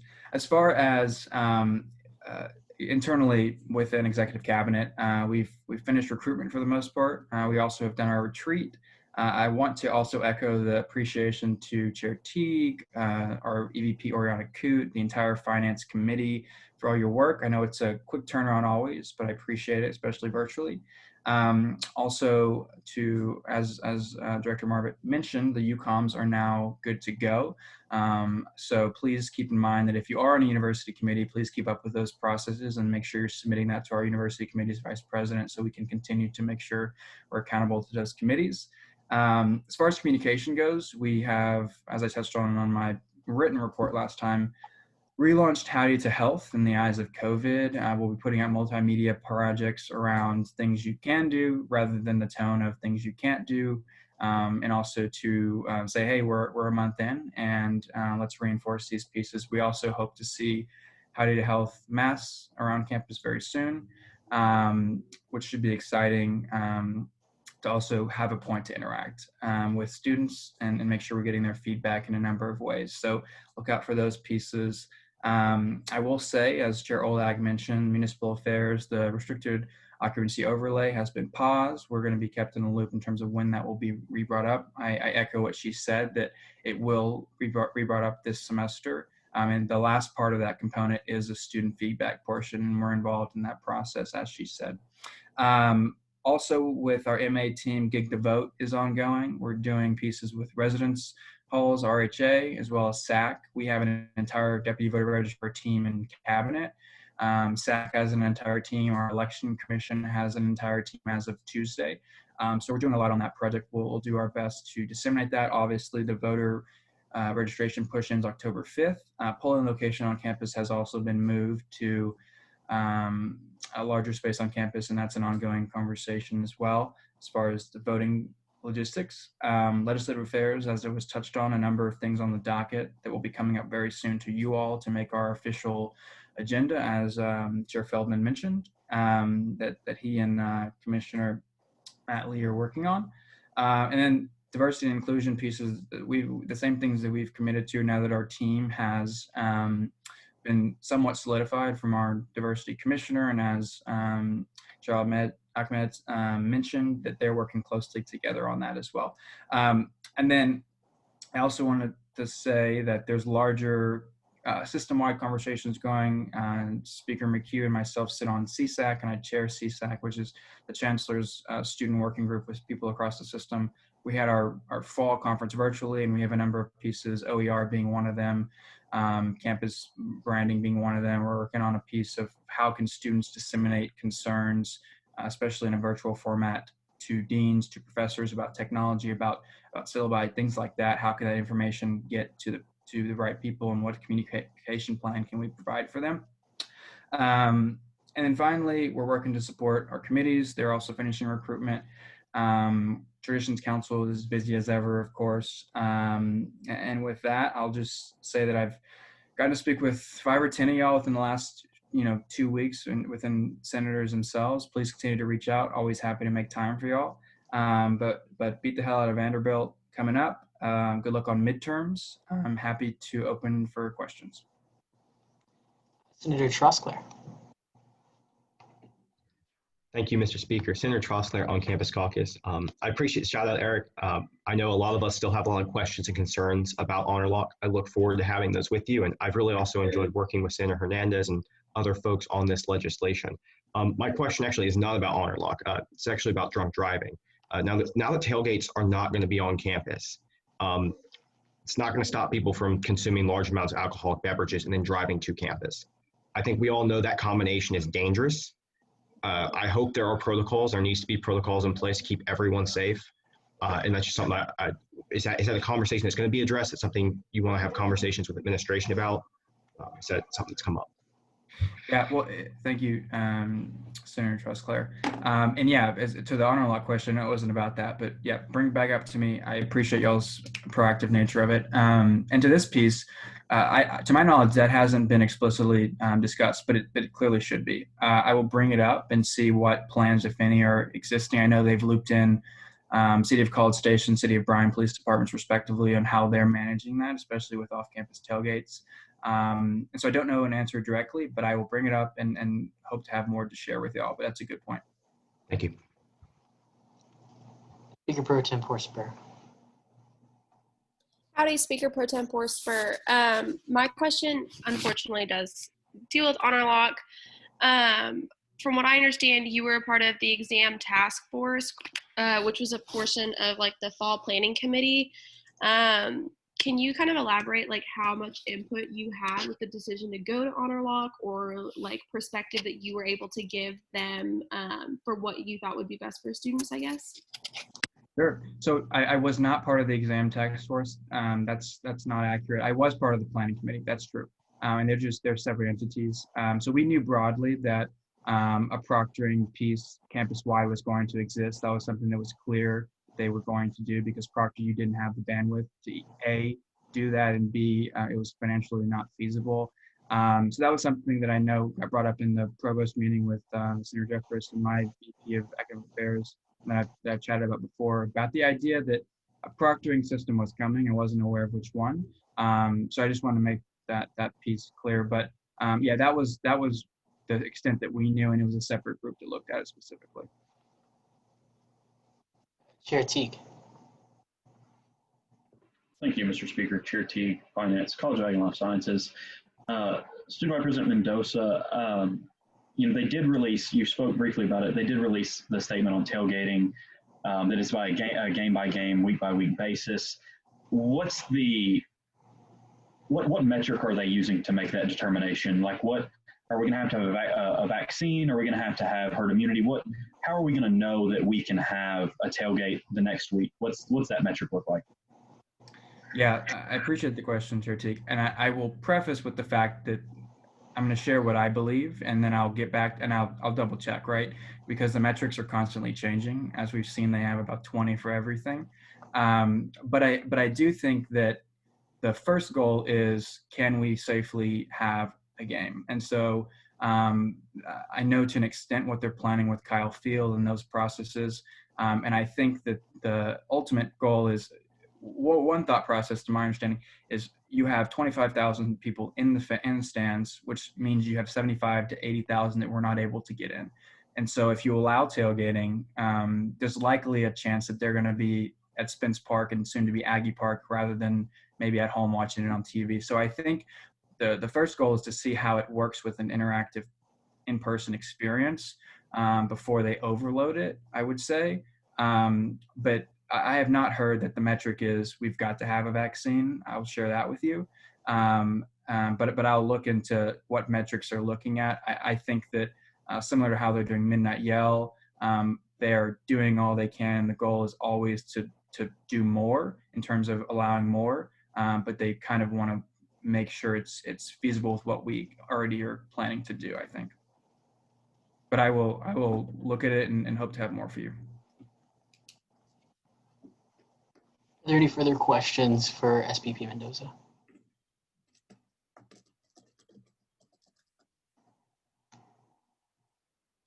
Seeing none, thank you, SPP Mendoza. Thank We'll you. now move on to Chief Justice McIntosh.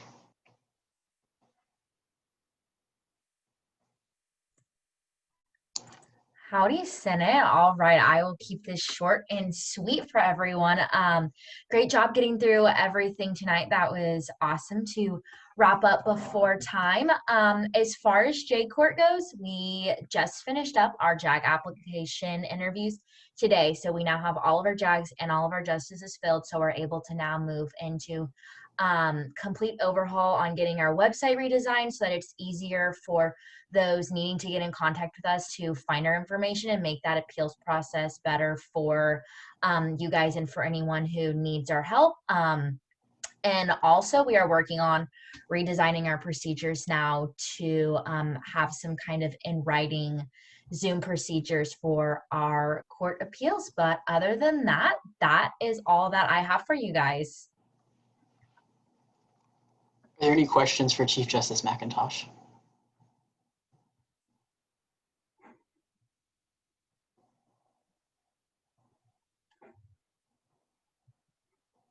Seeing none, thank you, Chief Justice McIntosh. And I'll hand over the chair to Speaker Pro Tempore Spur as I deliver some reports here. We're actually already over time. It's 10:38. I'm going to let you guys get out of here. I will type up any updates I have, and I'll put them in the Slack, and I'll send them as well to exec in J-Court. But with that, the only thing I will say is we did go ahead and plan a Senate informational for elections this fall. That informational currently has 40 people who have RSVP'd to attend. And so there's a lot of interest in elections for those 14 spots. So get ready for some new senators here hopefully soon. Beyond that, I'll type everything else up like I said, and I am open for questions. Are there any questions for the speaker?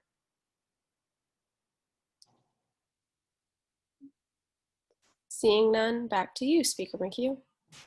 Thank you. I do have the floor back, and I'm actually going to turn it back over to you for closing roll call. Howdy, y'all. Speaker Pro Tempore Spur.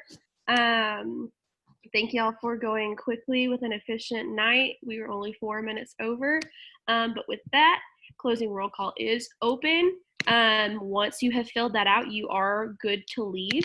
Good luck with midterms. Don't die. Don't pull too many all-nighters, and have a good rest of your week.